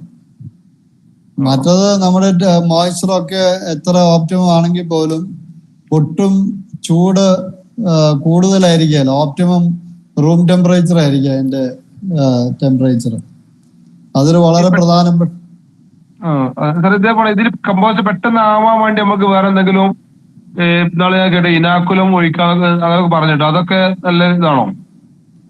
ഞാനൊരു കമ്പോസ്റ്റിംഗ് ഏറ്റവും എഫിഷ്യന്റ് ആക്കാൻ വേണ്ടിയിട്ടുള്ള ഒരുപാട് കാര്യങ്ങൾ ഞാൻ ഇന്നത്തെ ഡിസ്കഷൻ്റെ അത് ഞാൻ സൂചിപ്പിച്ചായിരുന്നല്ലോ. ഞാൻ കേട്ടില്ല, അതാണ് പിന്നെ ലാസ്റ്റിലേക്കാണ് ഈ ശ്രദ്ധയ്ക്ക് വന്നത്. അല്ല, ഇത് യൂട്യൂബിലുണ്ടാവും ഈ പ്രസന്റേഷൻ. അപ്പൊ നമുക്കത് ലാസ്റ്റിലേക്ക് നിൽക്കുന്ന ടച്ച് ആയത്, അതാണ് ഞാൻ നോക്കി. അല്ല, അത് യൂട്യൂബിൽ വീണ്ടും അവൈലബിൾ ആയിരിക്കും. അപ്പൊ വേണമല്ലോ നമുക്ക് അത്. ആയിക്കോട്ടെ സാർ, ഞാൻ കേട്ടോളാം. സാറ് ഇപ്പം പറഞ്ഞതിനകത്ത് ഈ സാറ് ഡിസൈൻ ചെയ്തിട്ടുണ്ടെന്ന് പറഞ്ഞില്ല, അത് പിന്നെ ഇറങ്ങുന്നുണ്ടോ? പ്രൊഡക്ഷൻ ഉണ്ടോ? ആ ടൈപ്പ് അത് അവൈലബിൾ ആണ്. നമുക്ക് അതിന്റെ ബിബിനുമായിട്ട് ബന്ധപ്പെട്ട് കഴിഞ്ഞാൽ എനിക്ക് തോന്നുന്നത് അത് ഓർഗനൈസ് ചെയ്യാൻ പറ്റും. പിന്നെ ഒരു കാര്യം ഇവിടെ, ഞാൻ ഈ ചാണകം ഇങ്ങനെ ഷെഡിനകത്തിട്ടിട്ട് അതിന്റെ മുകളിൽ ഒരു കരിയിലേക്ക് ഇട്ടിട്ട് മണ്ണിട്ട് മൂടി ചെയ്യാറുണ്ട്. അപ്പൊ അത് ശരിക്കും പറഞ്ഞപ്പോ എയറേഷന്റെ ഒരു പ്രശ്നം ഉണ്ടാകത്തില്ലേ അപ്പൊ അങ്ങനെ ചെയ്യുമ്പോ? മണ്ണ് മൂടാതിരിക്കുന്നതായിരിക്കും നല്ലതല്ലേ? ഡെഫിനറ്റ് ആയിട്ടും അത് മണ്ണിട്ട് മൂടി കഴിഞ്ഞാൽ ആ എയറേഷനെ ബാധിക്കും അത്. അതായത് നമുക്ക് ഏറ്റവും എഫക്റ്റീവായിട്ട് ചെയ്യാവുന്നത് ഈ മണ്ണും അതുപോലെ ഇലയും മണ്ണല്ല കരിയിലയും ചാണകം എല്ലാം കൂടെ നന്നായിട്ട് മിക്സ് ചെയ്തിടാൻ പറ്റുമെങ്കിൽ അതാണ് ഏറ്റവും നല്ലത്. അതായത് നിങ്ങൾ പറഞ്ഞ ഒരു ഇൻട്രസ്റ്റിംഗ് ആയിട്ടുള്ള ഒരു പ്രോസസ്സ് ഈ മംഗലാപുരം ഭാഗത്ത് അവിടെ കർഷകർ ചെയ്യുന്നത് അവര് അടുത്ത് കാടുള്ളവർ അവിടെ പോയി ആ കാട്ടിൽ നിന്നുള്ള ഈ ഇലയെല്ലാം കൂടെ അടിച്ചെടുത്ത് അത് ട്രാക്ടറുകളൊക്കെ കയറ്റി അവരുടെ ഈ തൊഴുത്തിന്റെ സൈഡിൽ കൊണ്ടുപോയി ഇല കൂട്ടിയിടും. അതിൻ്റെ ഈ ഓരോ ദിവസവും ഇതിൻ്റെ അകത്ത് കുറച്ച് ഇല എടുത്ത് ഈ തൊഴുത്തിലെ ഫ്ലോറിൽ അവരവിടെ ഈ ഇല നിരത്തിയിടും. അപ്പൊ അതിൻ്റെ ഓരോ ദിവസത്തെ ഈ ചാണകവും ഇലയും എല്ലാം കൂടെ എടുത്തിട്ടാണ് ഇവരുടെ ഇത് ചാണകം കൂട്ടി വെക്കുന്നത്. അപ്പൊ അതുകൊണ്ടുള്ള ഏറ്റവും വലിയൊരു ഗുണം എന്ന് വെച്ച് കഴിഞ്ഞാൽ ഇതിൻ്റെ അകത്ത് എയർ വാട്ടർ ബാലൻസ് ഈ ഇലയും ചാണകവും എല്ലാം കൂടെ മിക്സ് ചെയ്ത് വരുന്നതുകൊണ്ട് അത് ഒരു അനറോബിക് കണ്ടീഷനിലേക്ക് പോകാതെ എയറോബിക് ആയിട്ട് അത് കമ്പോസ്റ്റിംഗ് നടക്കും. അത് മാത്രമല്ല ഇതിന്റെ ഏറ്റവും വലിയ ഒരു അഡ്വാൻറ്റേജ് ആയിട്ട് അവർ പറയുന്നത് ഇങ്ങനെയുള്ള ഒരു കമ്പോസ്റ്റ് അവരുണ്ടാക്കി 2-3 കൊല്ലം കൂടുമ്പോഴാണ് അവരുടെ തോട്ടത്തിൽ കൊണ്ടുപോയിടുന്നത്. അപ്പം ഈ കാട്ടിൽ നിന്ന് എടുക്കുന്ന ഇലയായതുകൊണ്ട് പല ചെടികളുടെ പല ഡെപ്തിൽ വേറുള്ള ചെടികളുടെ ഇലയാണ് ഇവരിങ്ങനെ കമ്പോസ്റ്റ് ആക്കി മണ്ണിലെത്തിക്കുന്നത്. അപ്പം അത് ഇട്ട് കഴിഞ്ഞാൽ 2-3 കൊല്ലത്തേക്ക് പിന്നെ അസുഖങ്ങളും കീടങ്ങളും എല്ലാം വളരെ കുറവായിരിക്കും.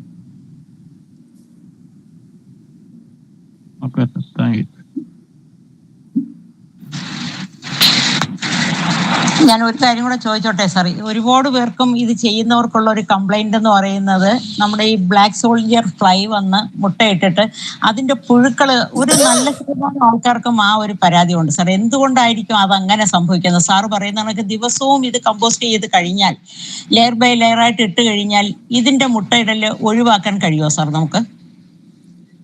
ഈ ബ്ലാക്ക് സോൾജിയർ ഫ്ലൈ എന്ന് പറയുന്നത് പ്രകൃതിയുടെ ഏറ്റവും എഫിഷ്യൻ്റ് ആയിട്ടുള്ള ഒരു കമ്പോസ്റ്ററാണത്, കമ്പോസ്റ്റിംഗ് സംവിധാനമാണ്. അപ്പം അതിൻ്റെ ഏറ്റവും വലിയ ഒരു അഡ്വാൻറ്റേജ് എന്ന് പറഞ്ഞു കഴിഞ്ഞാൽ ഇപ്പം വേസ്റ്റ് അടുക്കളയിൽ രാവിലെ മുതൽ മിക്കവാറും വൈകുന്നേരം വരെ ഒരു പാത്രത്തിൻ്റെ അതിട്ട് വെച്ചിട്ട് അതായിരിക്കും നമ്മൾ വീണ്ടും മിക്കവാറും കമ്പോസ്റ്റ് ചെയ്യാൻ വേണ്ടിയിട്ട് കൊണ്ടുവന്ന് നമ്മൾ ഈ ബിന്നിൻ്റെ അത് ഇടുന്നത്. അതുപോലെ ഈ ബിന്നിന്റെ സൈഡിലെല്ലാം ഹോൾസ് ഉണ്ട്. അപ്പം ഈ ഈച്ചയുടെ ഒരു പ്രത്യേകത എന്ന് വെച്ച് കഴിഞ്ഞാൽ ഈച്ച ആ ബിന്നിന്റെ പുറത്തിരുന്നോണ്ട് ഈ ഹോളിന്റെ അകത്തൂടെ അതിന്റെ മുട്ട അകത്തേക്ക് ഇഞ്ചക്ട് ചെയ്യും. അപ്പൊ ആ ഈച്ചയ്ക്ക് ബിന്നിന്റെ അകത്ത് കയറേണ്ട കാര്യമൊന്നുമില്ല. അത് പുറത്തിരുന്ന് തന്നെ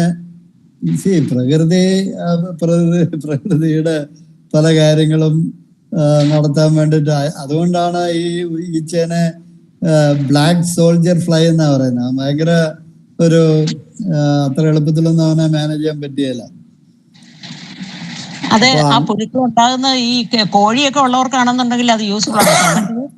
അതെ, അത് വാസ്തവത്തില് ഒരു അസുഖങ്ങളൊന്നും പരത്തുന്ന ഒരു പുഴു അല്ല. അതിന്റെ ഈച്ചയും ബുദ്ധിമുട്ട് അതിങ്ങനെ ഒരുപാട് ഇങ്ങനെ പുറത്തൊന്ന് കിടക്കുമ്പോഴത്തേക്കും കാണുന്നത് ബുദ്ധിമുട്ടാണ്.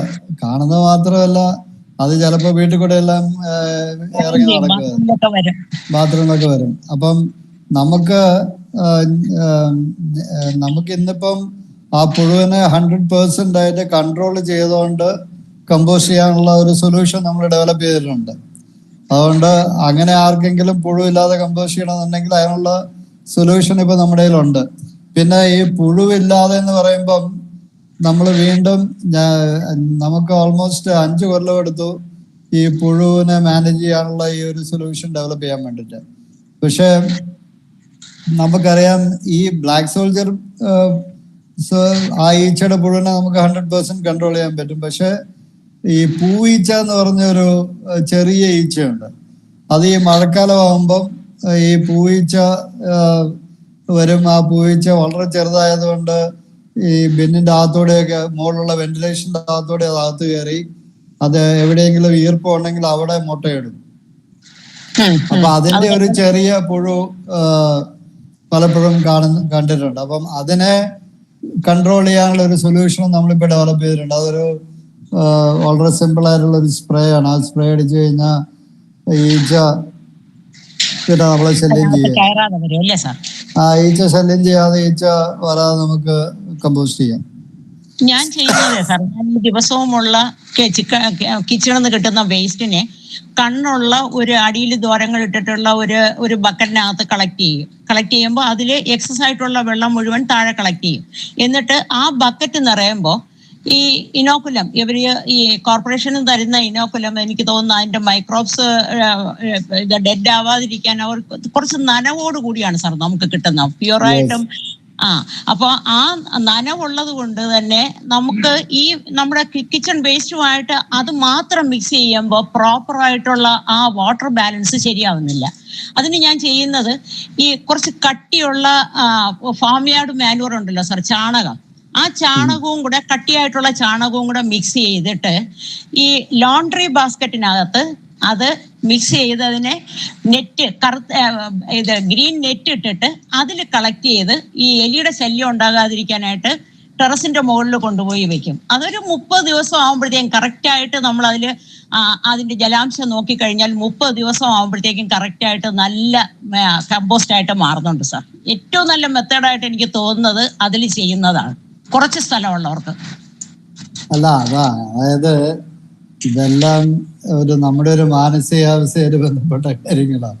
ചില ആൾക്കാർക്ക് കമ്പോസ്റ്റ് ചെയ്യാൻ താല്പര്യമുണ്ട്, അവർക്ക് വളം വേണം, വളം ഉപയോഗിക്കാൻ താല്പര്യമുള്ള ആൾക്കാർ എന്തും ചെയ്യും. പക്ഷെ മെജോറിറ്റി ആൾക്കാര് ഈ മാലിന്യം എങ്ങനെ ഏറ്റവും എളുപ്പത്തിൽ ഒഴിവാക്കാം ചിന്തിക്കുന്ന ആൾക്കാർക്ക് വേണ്ടിയിട്ടാണ് നമ്മൾ ഈ വളരെ എളുപ്പത്തിലുള്ള സൊല്യൂഷൻസ് നമ്മൾ ഡെവലപ്പ് ചെയ്തിരിക്കുന്നത്. Okay sir, okay, thank you.